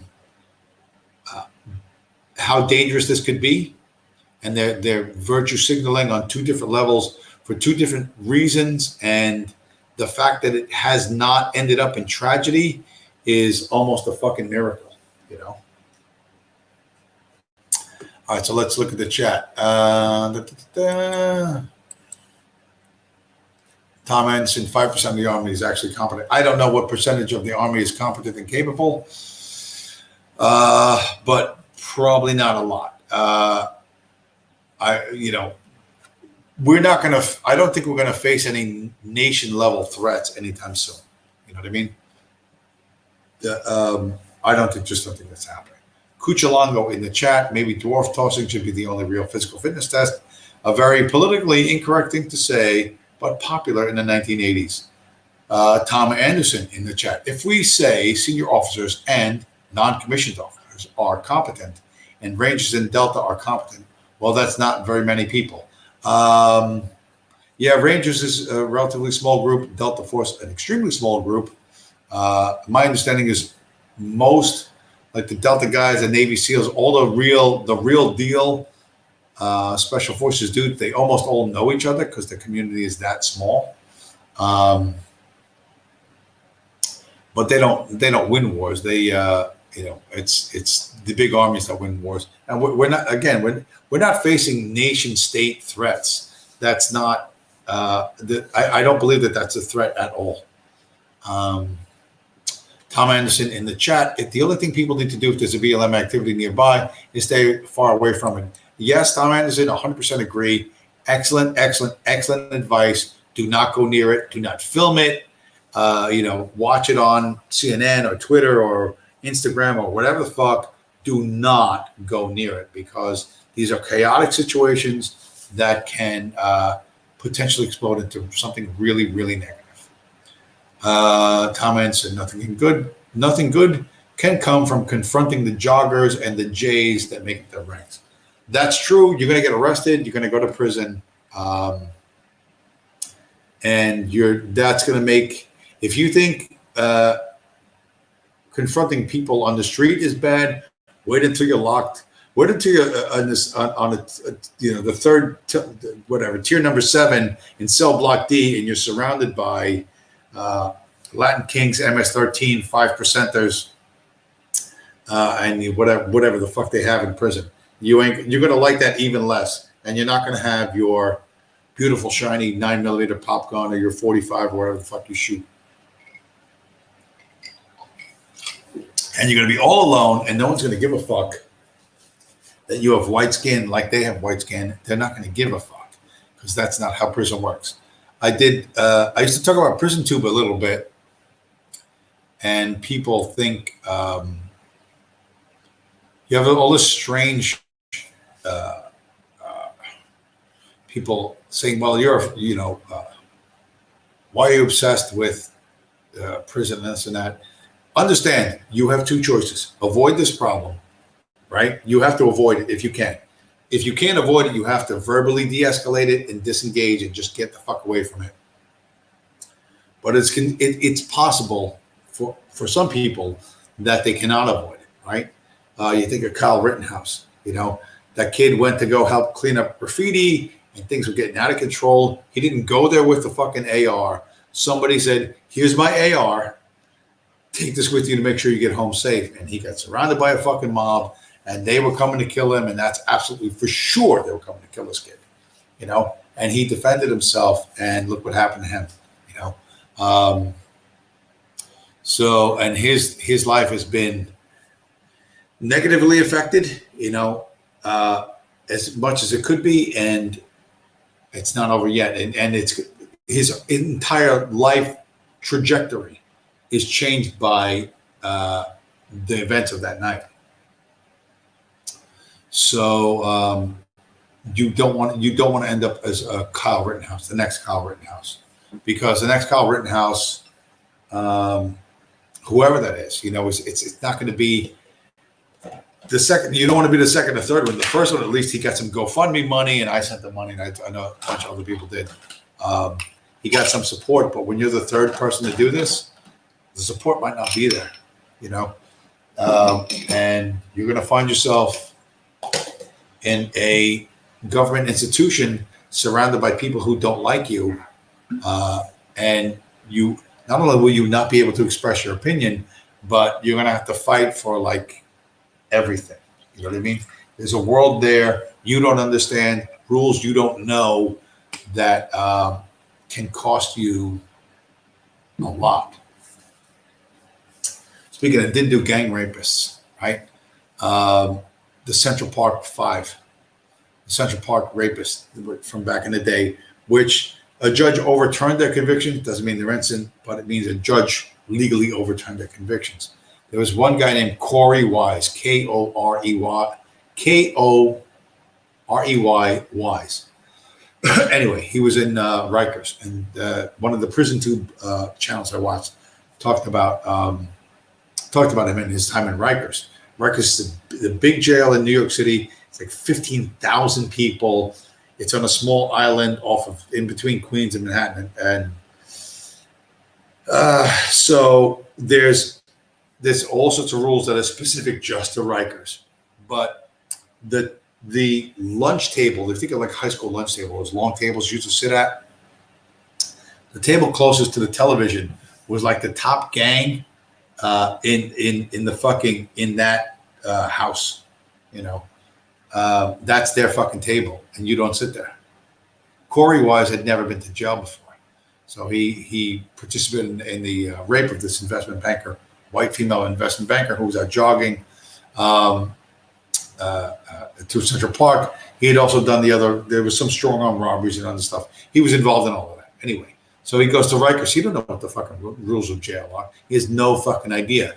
But he's like, they're in the fucking day room, and there's a table. There's a table where nobody's sitting. It's just empty, and there's all these other dudes, bigger, scarier black dudes than him, and he don't want to sit next to them.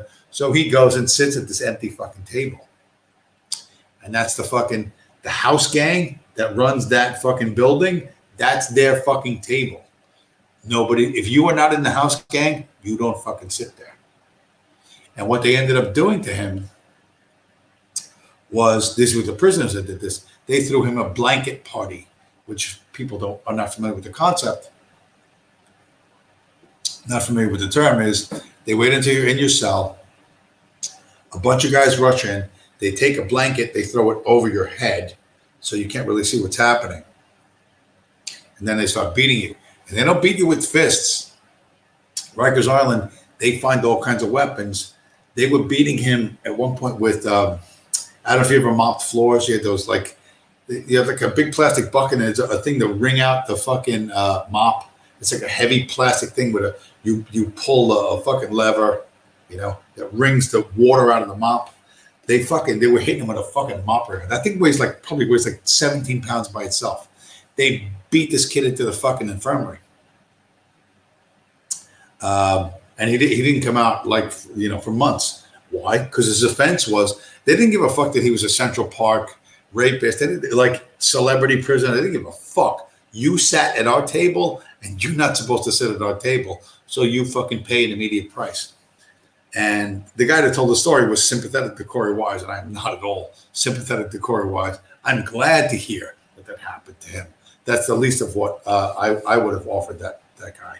But this idea that you're going to fucking confront BLM or Antifa and you're going to get in their face and you're not going to back down. Understand, when you win, whatever you think you're going to fucking win, you're going to go be locked in a prison with 150 guys, 1,500 guys, just like them, or worse.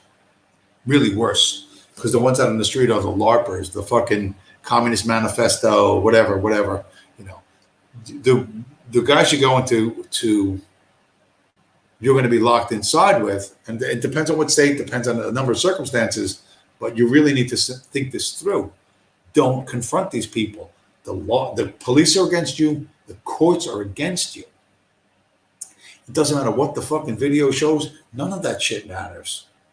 Literally none of it matters. Kyle Rittenhouse says this video of him running for his life from a fucking gang of people, some of whom are armed, and they still fucking arrested him and still fucking charged him with fucking murder.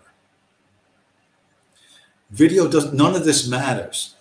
It is so heavily tilted against you. You cannot fucking win. Winning is not getting involved.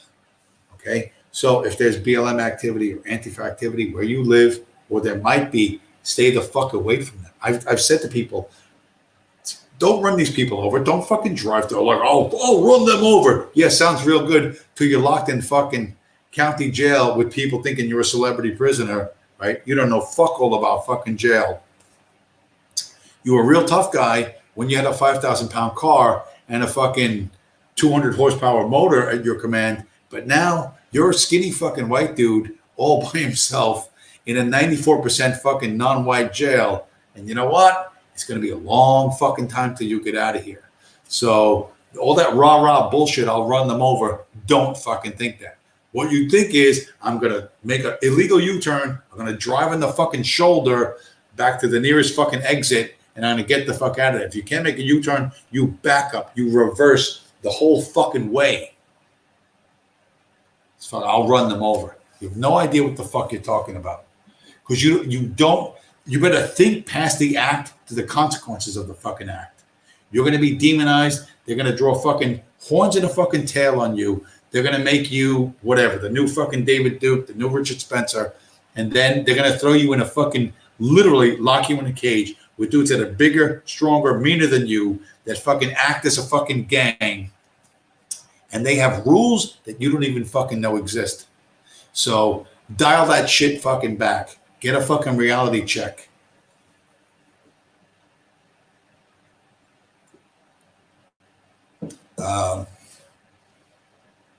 Anon. Who's Anon? I'm not sure who you are. Welcome to the show, Anon. Didn't Antifa kill some guy and pour acid in his head or something? That I've never heard of. That sounds like a wild internet rumor. Cuchalango, don't get tossed off a second-story panopticon pod onto stainless steel table. Micho, or I don't know what that is. Some video game thing. Okay. Again, from Prison Tube. There was in the New York State prison system a very famous what they call booty bandit or male rapist that was named Mother Dear or Mother Dearest. He was a black dude who was like, apparently he was super dark. He was exceptionally good at boxing. Not a particularly big guy, but he's a very good boxer. And what they call 52 blocks, which is like, it's a prison style boxing. It's a dirty boxing system. It's not straight up classic boxing. Some people consider it an African martial art, but it's not. It's dirty boxing. At any rate, this guy would he would see the new intakes, the new, I don't know what they called them, like the ones that were soft that had never been there before, didn't know, and he'd be like, hey, listen, you're new here, you don't know, you got, this is dangerous, this is scary. I'll teach you how to defend yourself. I'll show you how to box. Come back to my cell, and of course he would just knock the fucking kid out and rape him. You know what I mean? This is, and he was called Mother Dear or Mother Dearest. But after he raped the kid, he would make the kid rape him, because if the kid ever went to the COs, to the cops, to the guards, and said, "Hey, that dude knocked me out and raped me," he made sure that the kid had penetrated him. So he'd say, "No, we're both queers together, and it was mutual." I don't know what this kid's talking about. And this guy got away with this shit for years, like for years. He was a legend in the New York State prison system until one time in the late 1980s,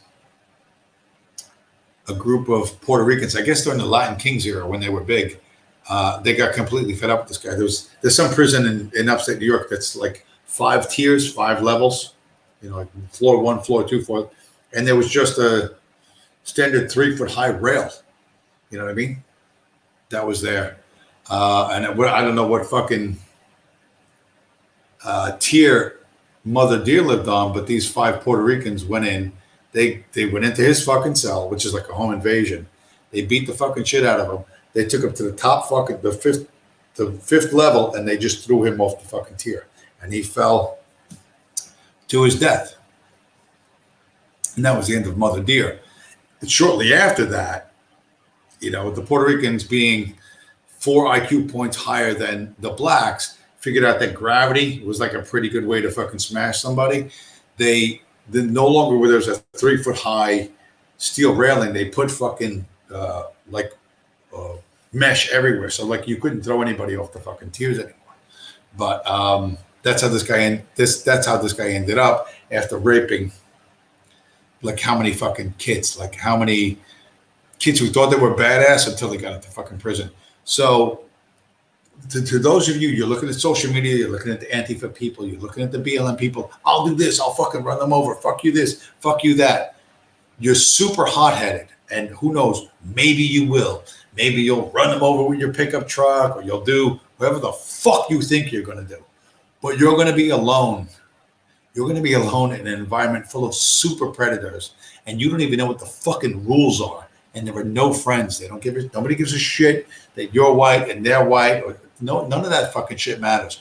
All of your astrology, the beliefs you have, you have the luxury of believing because they've never been tested. There's been no stress test to your beliefs, just like there's no stress test to astrology. All of that's going to fucking go away, and you're going to be locked for months and maybe years in an environment where people communicate with fucking violence using cues and fucking communication you don't fucking understand. So think through, I'm going to shoot him, I'm going to do this, I'm going to run them over. Really think this shit through, because you don't know what the fuck you're talking about. You're talking big now when the danger is far away.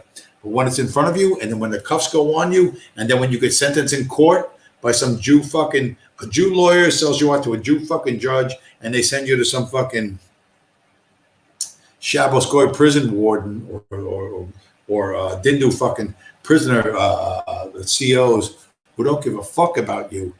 Your tune will change so fucking fast. You'll wish you had a fucking time machine to go backwards. Don't talk shit. Don't think I'm going to do this. I'm going to do that. Think I'm going to avoid all this conflict because the police are against you. The courts are against you. Everything's against you. Could you beat them? Yeah, you probably could. You know what I mean? But you don't be hot-headed. Understand the law. Understand what the escalation of force is. What constitutes a legal justification for lethal force before you fucking do anything. Okay, and this is I cannot criticize. I cannot emphasize this enough. Anon, I discovered this channel through looking through Judas Flychai's playlist. Judas Flychai, my biggest supporter. Anon, I watch OV streams. Yeah, you should. What's the one? You should look on this channel, Anon. You want to see an OV stream? Like 2 months ago. It's called Third Time's the Charm. It's a bit fucked up and it's choppy technically, but yeah, me and OV, which I've I've gone on streams and fucking battled with OV for a couple of years now, but that one was particularly gold. It's called Third Time's the Charm. It's somewhere on this channel. I'll look for it. Oh, you already watched it? Okay. Yeah, so that's yeah, I used to guys like OV, Patrick Bateman, and there was another dude, Frame Games. Frame Games was, I didn't have anything to do with Frame Games, but there's a dude that used to be in the circles named Norvin Hobbs who Frame Games was like, when just post-Trump, when the alt-right still looked like it was ascendant, this guy came out of nowhere and he's like, oh, I'm a Jewish lawyer from Brooklyn and whatever, but I'm sympathetic to you guys. I want to help you out or whatever. And Norvin took him out. Norvin just fucking completely made him quit the fucking internet. And Norvin Hobbs is probably the most famous guy amongst us because he has his own Wikipedia entry and whatever. He follows me on Gab. I don't know if he's, maybe he sees these streams, maybe he doesn't.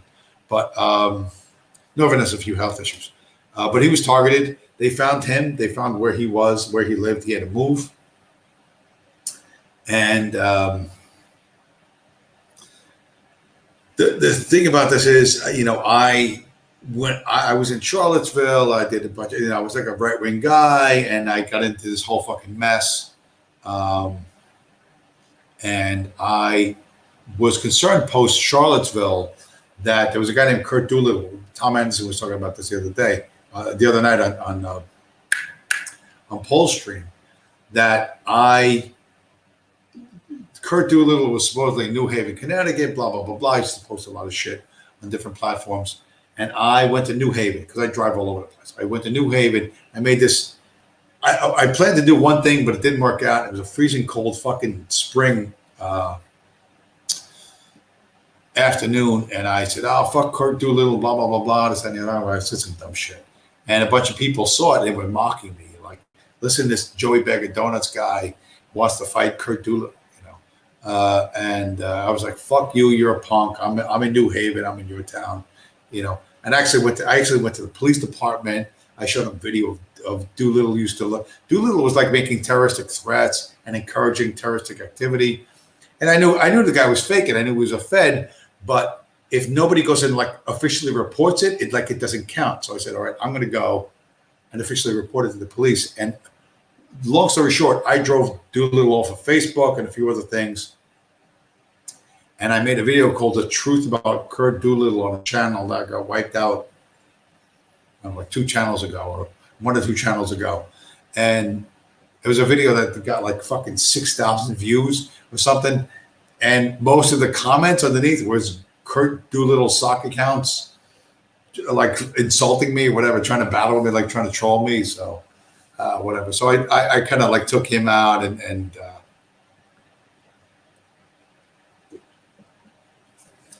And the reason why I did that was not because I thought I was doing something important, but Kurt Doolittle and John Marks were the proprietarianism. This is a new political something, whatever, and it's a super right wing, and we're gonna overthrow the government, and we're gonna get rid of the Jews. We're gonna do this and that.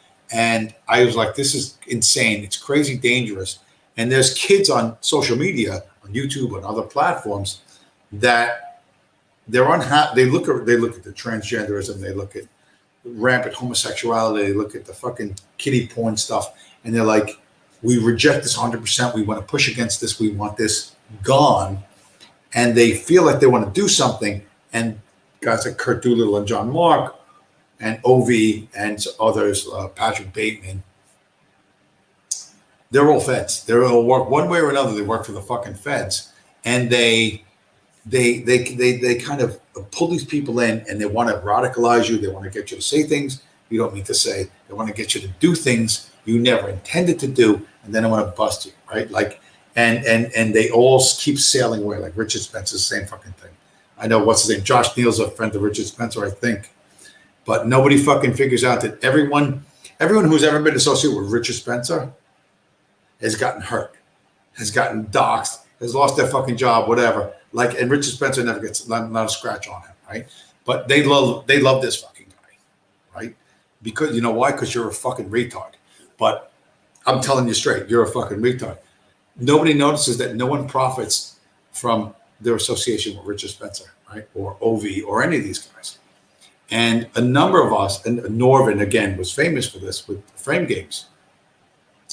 Norvin fucking had this guy fucking dialed in, and Norvin just knocked him the fuck out, straight up knocked him out, and like drove him off the fucking internet. And that's you may not think that that's an accomplishment, but I guarantee you it's a bigger accomplishment than you think it is.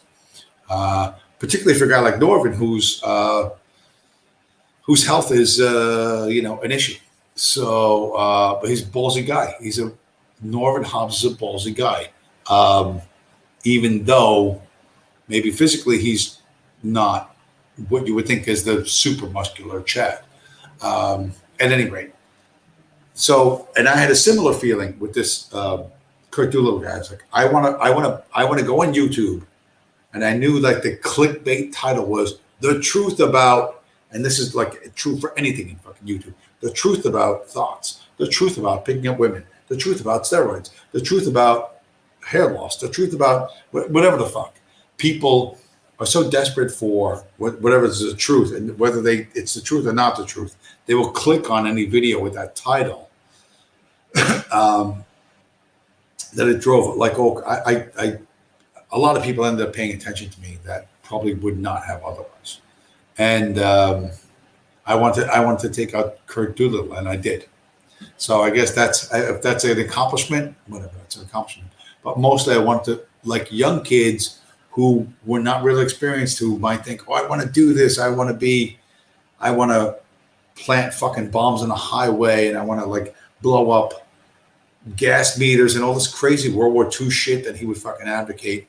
Like, I don't want some dopey kid like Googling how to make bombs and trying to blow up his local power station, and therefore getting hit with 1,000 federal charges because he probably failed. Pardon me, he'd probably fail anyway. And smearing everyone who was opposed to the left as a psycho terrorist bomber kind of thing. And so I thought, what can I do? You know what? I can go make a stupid video, which I did. And did it help? I don't know. It probably didn't help. But I thought, well, I'm going to make that effort. And from that, a bunch of other things came from that.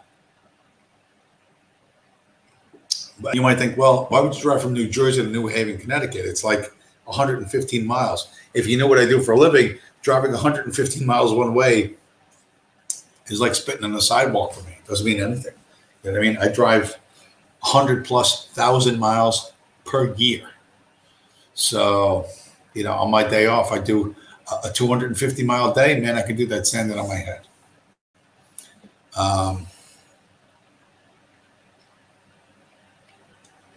So that's it. And there was a couple other things too. So OV, he's like some a rich kid from a Republican family who was groomed. He's queer. He's like fucking, you know, the whole Hitler thing. There's been so many. There used to be videos of mocking what a Fed he was, but they've been taken down. I think I can't find them anymore. But it pulls people in. You know what I mean?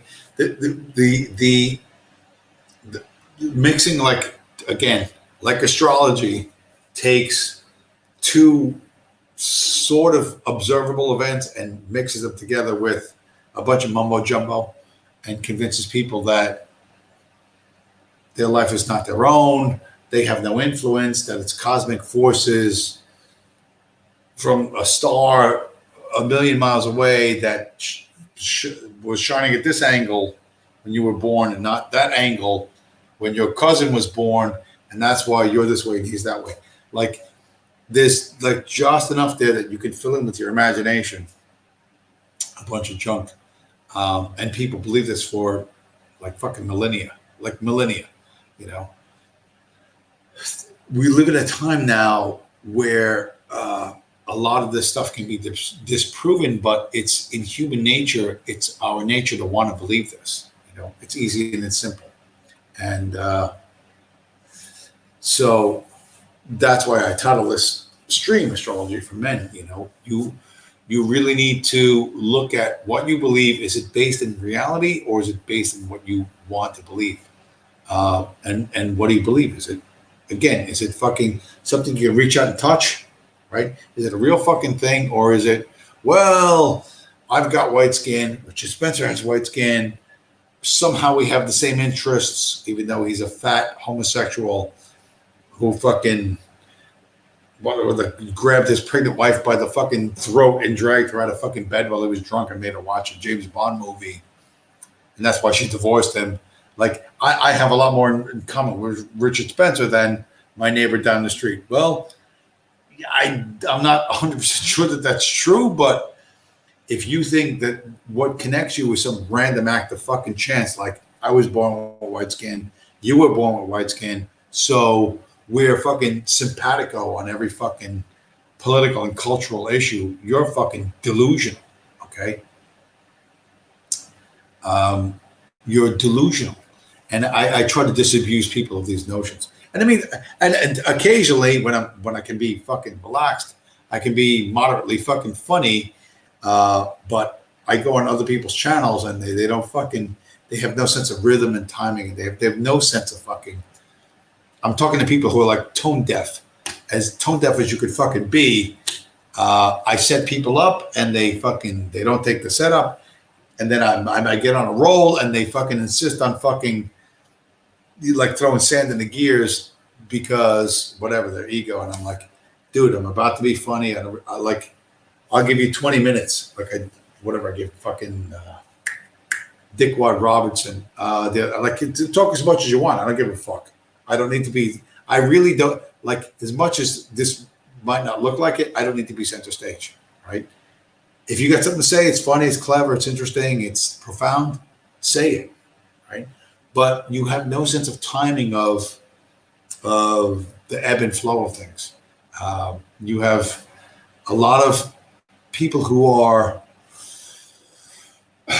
they can barely function on a fucking everyday level. And you put them in what a stressful situation, like I'm in front of a camera, in front of the entire internet. Oh, heavens me. 7 billion people are watching me. No, they're not. So, and then they fuck up. Like, relax, be who you are, do what you do. If you have something to say it. If you don't, say, you know what, guys, I really don't know much about this. I'm going to log off right now. I'm going to bail out on this stream, and you guys keep going, and I'll listen in the chat or whatever. They can't do that. They're fucking mentally and emotionally fucked up.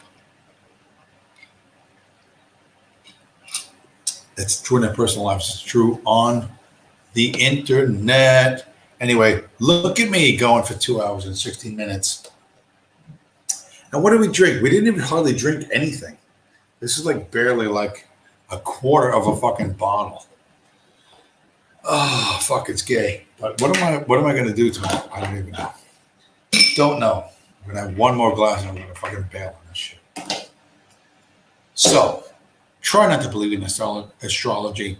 Try to make your decisions on provable, observable facts, right? Not so much what you believe.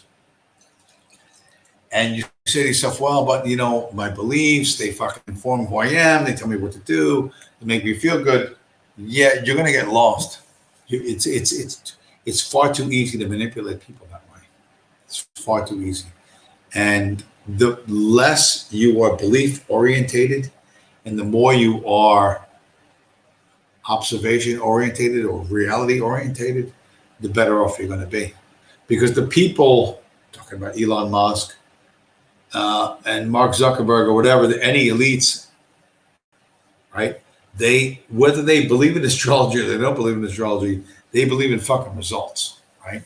And if they don't get results, they're unhappy. And so when you're belief oriented,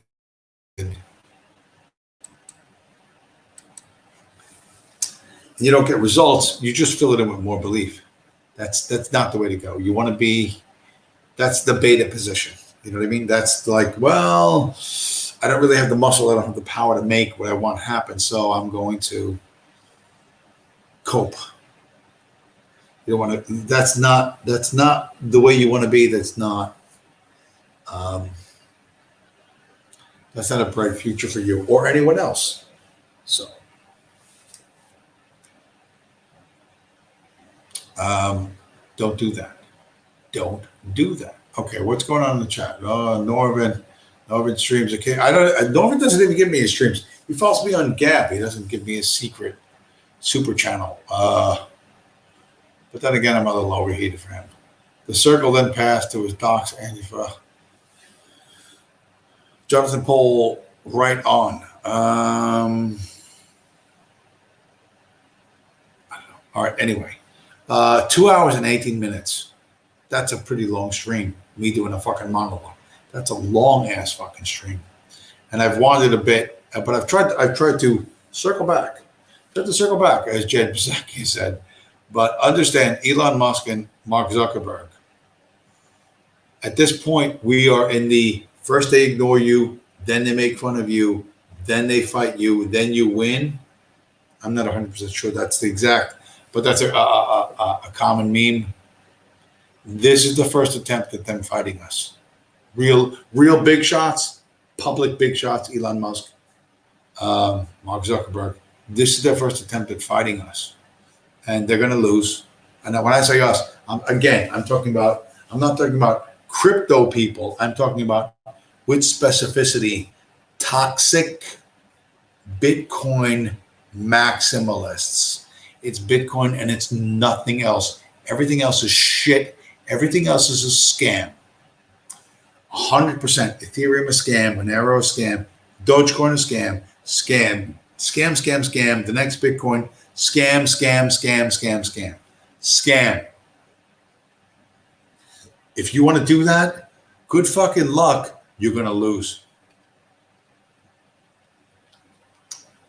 We will fucking win because we're deeply invested in this thing, right? I don't just mean dollar-wise, but I mean time-wise and belief and emotion-wise. There's no way to find out, oh, by the way, whatever, I don't know, Baked Alaska is a cokehead who got arrested by the FBI. Richard Spencer is a dude who everyone around him gets struck by lightning and he comes away without a scratch. Fill in the blank, OV, David Duke, all these fucking guys. Like it's obvious to anyone with two living brain cells, but you don't have two living brain cells. You're an astrologer. You're not looking at the reality, you're looking up at the stars. So you're saying the third house of the moon, the Jews, this and that. And listen, the Jews fucking hate you. And yeah, they're looking to hurt you in any way they can, but they're incompetent and they suck. You know what I mean? You're making it easy for them. And for people that supposedly are leaders who never suffer any consequences, you can't fucking compute that. Like, that's not the way it works. Not the way it works. Oh, and non Ovi is a Fed. First time I've heard this. Well, you didn't watch the fucking stream where I called him a Fed 37 times. 30, like you did not watch the stream called 30 times to Trump. You did not, because I called him that like 18 fucking times. But again, can you not see the shape of that? Like, can you really not? What is your failure to see this? Like, what is the failure? What information are you missing? What are you not computing? Explain that to me, Anon. Explain that to me.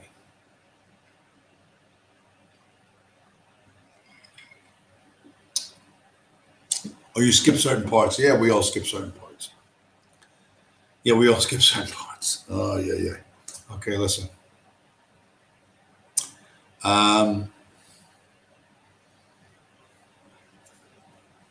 The connection between, let me show you. I'll show you fucking, what's the,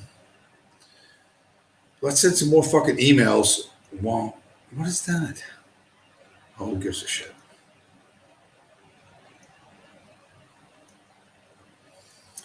No. The problem with having a cool phone is there's literally so much fucking shit on my phone. I can't figure out what I want to fucking show people.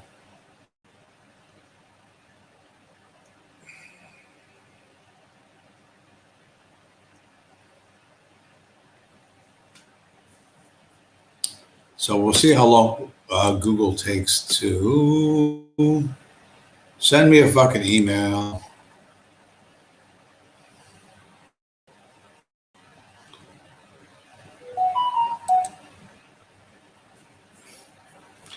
I'll do that. I can never be as fucking unhappy as I am with technology. I've learned to try and steel myself, to make myself patient. But man, there's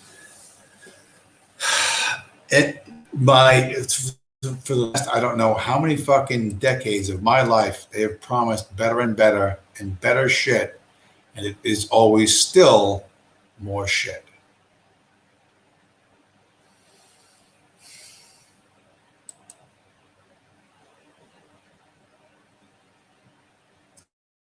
That fucking sucks. Oh, yeah, Anon. Genuine conviction. Yeah, a gay West Coast Republican, Adolf Hitler worshiper. Yeah, that seems legit. That seems about as legit as you can fucking get. Like, what's more legit than a guy born, I don't know, fucking 40 years after a war ends, who decides to fucking devote his entire life to a foreign political figure who failed in his so-called mission to punish the Jews for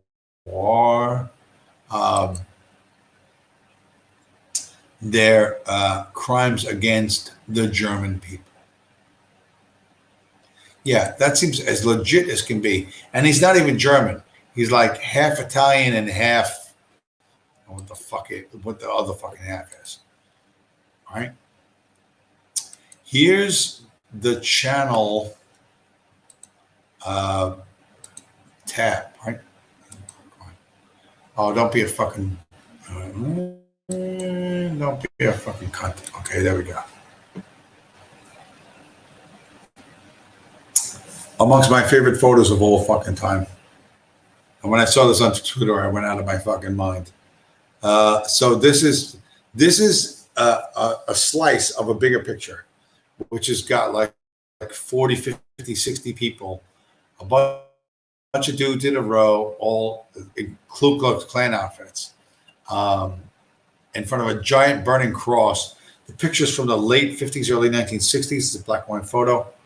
And what you notice, what I drew here is a big red arrow pointing out that the guy in the middle, the dude in the middle of this Klan guy and this Klan guy is black, because you can see it in his hand. It's darker than this guy's hand, and it's darker than that guy's hand. So the fact that in the 1960s they were allowing Negroes into the KKK shows that America is truly a multicultural and inclusive empire. I mean, if you can't listen, what says multiculturalism more than allowing Negroes into the Ku Klux Klan? So this is one of those pictures that they showed at least my generation and generations before, like the boomers. The power of the Klan, this and that. It's a giant, like these guys, the light is coming from a giant, like 25 or 40 foot burning cross. Like I said, it's a huge, perfect cross that's lit up like with flames. It's all, it's really perfect. And someone's taking a picture from above and the left, and like on a big ladder or a platform or something. And like, it doesn't even make sense because this guy, I think the guy in the far left here, that's like a big shot uniform. Like these two guys are like nobodies. They're like worker dudes, everyday Ku Klux Klan guys, everyday white Ku Klux Klan guy, everyday black Ku Klux Klan guy. This is the like higher up non-commissioned officer or officer of the Ku Klux Klan, because it's not just a white uniform. It's got red, it's got this, it's got that. Who fucking knows? And remember, these are all ignorant, poor white Southerners who hate black people because they're afraid of their excessively large penises and their sexual something and whatever, their skin color. It's all a fucking bunch of horseshit. But one of the other things, aside from this dude being a black guy, is that if you look at their feet, look down at their feet, look at their feet. Again, look down below the robes at their feet. All these guys are in suits. All these guys are wearing dress shoes. All these guys work in offices. They are not poor, ignorant, dirt farmers from the South who hate Negroes for no reason whatsoever. No reason whatsoever. So,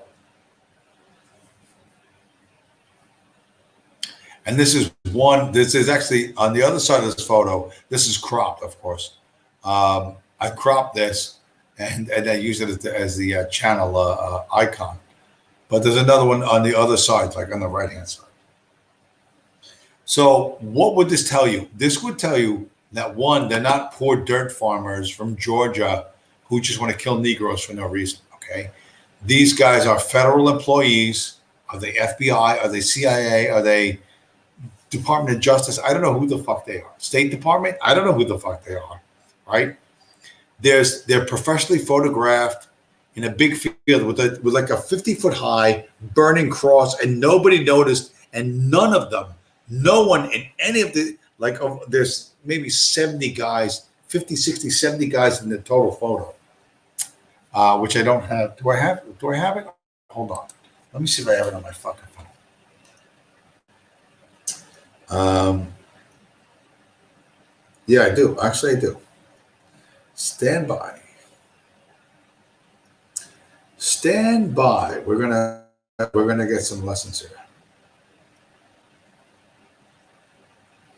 I have to name this.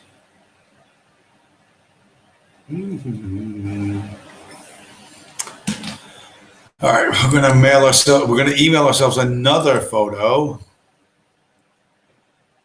And from here, if the internet will fucking cooperate with me. The internet never wants to do what I want it to do when I want it. You fucking scum. I hate when it does this. It reloads Gmail as if it's the first fucking time. This pisses me off. Okay. So that photo was probably the school book when I saw him as a kid. You know what I mean? And a lot of other people saw. And you don't question it. Like, you don't look into it in any depth. Okay.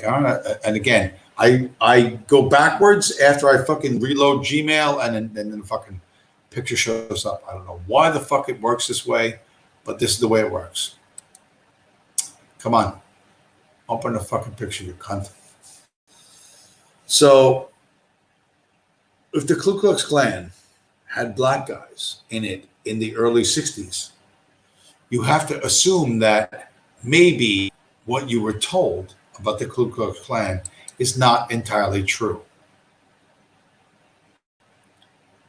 All right, it's maybe coming. It's all right. Here we go. So I'll share. This is the photo. This is probably in like every school book from fucking 1963 and a half onwards. This is the photo. And people at the time didn't question this stuff. They didn't think, hey, wait, this doesn't make sense. So, like, all these guys are 6 feet tall. How tall is this cross? 18 feet? 3 times the height of a man? 4 times the height of a man?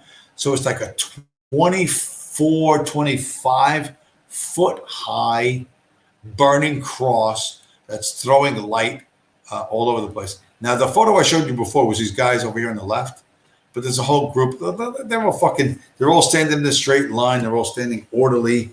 Why? Because they used to be in the military and they're fucking old and work for the Department of Justice or whatever.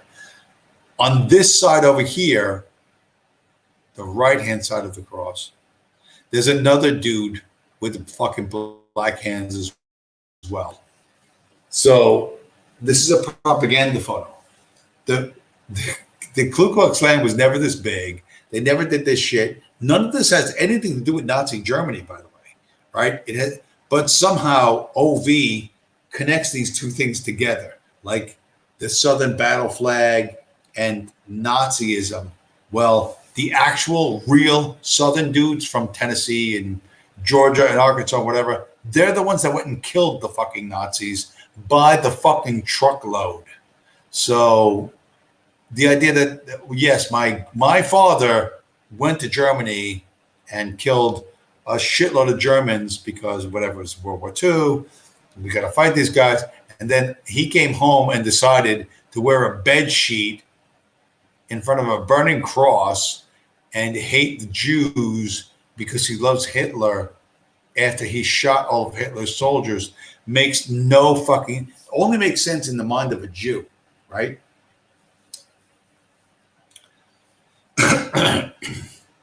So, yeah, the KKK was anti-Nazi in World War II. Considering that, the banking industry was controlled by one heavily ethnic group in the 1920s, I don't fucking believe anything that comes out. I don't believe anything came out of the 1940s. Nothing. Especially in this, the memes back then didn't change that fast, but listen, we have the technology today to look deeply into this shit, and it's so fucking ridiculous that people think we're making it up. But I'll show you the original photo. You can zoom into it on yourself, on your own device, and you go, hey, wait a minute, there's Negroes in the Ku Klux Klan, which means the Ku Klux Klan does not exist as a real thing. It exists in the media, it exists for the government, but it doesn't exist as a real fucking organization. And it never did. It probably almost never did.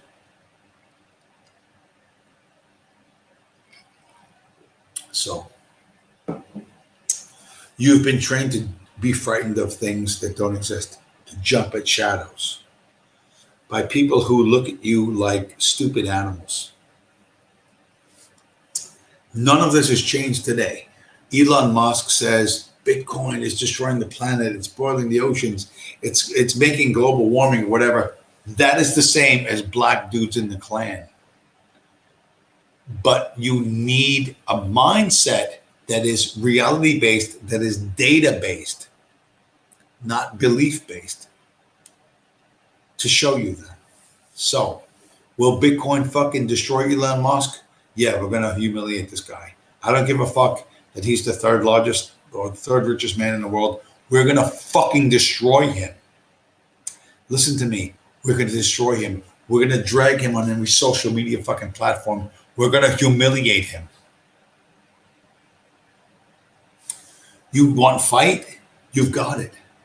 You wanted fucking fight? You got it.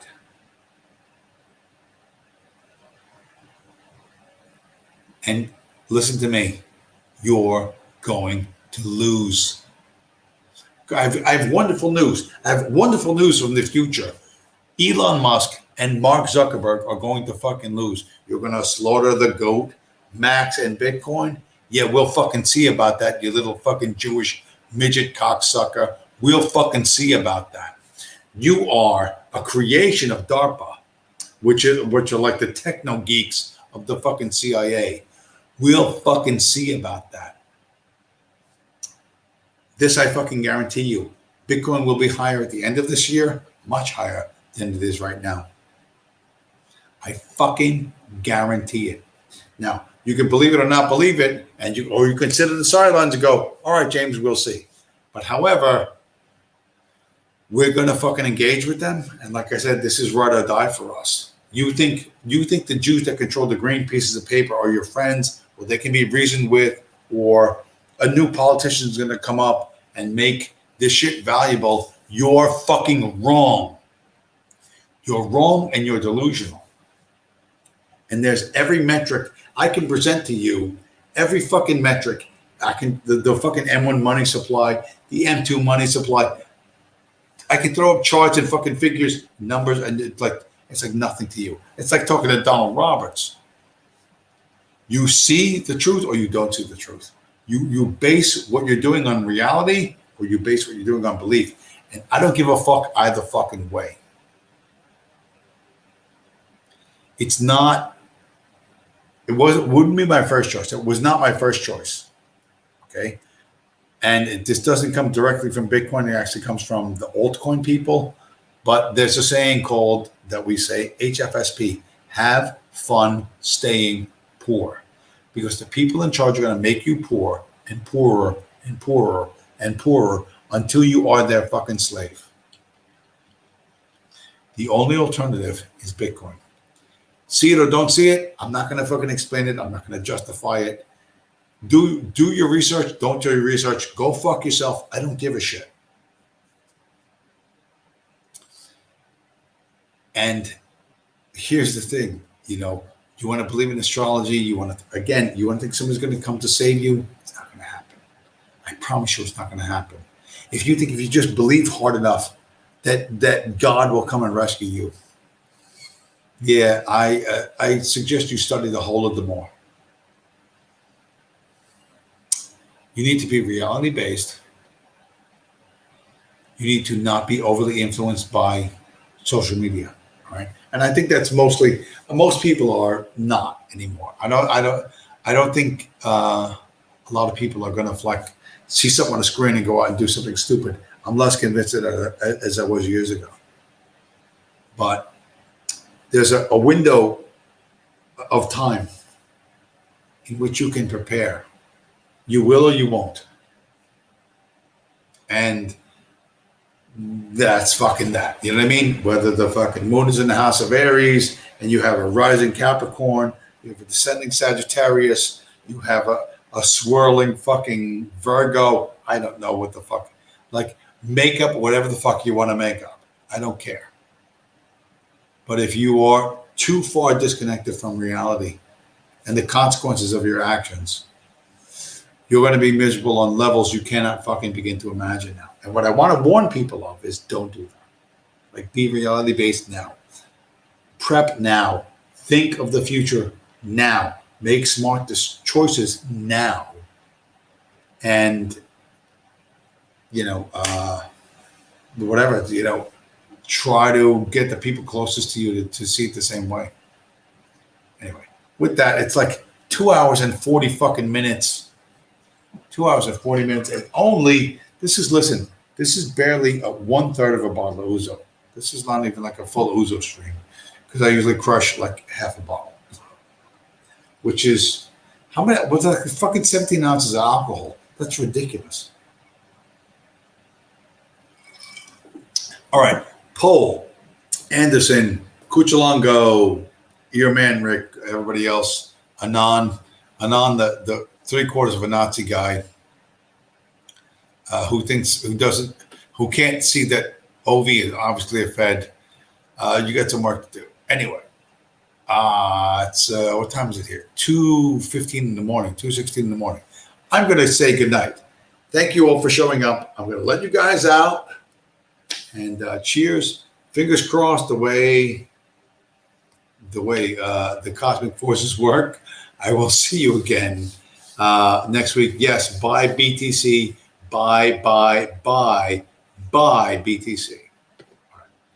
Take care, guys.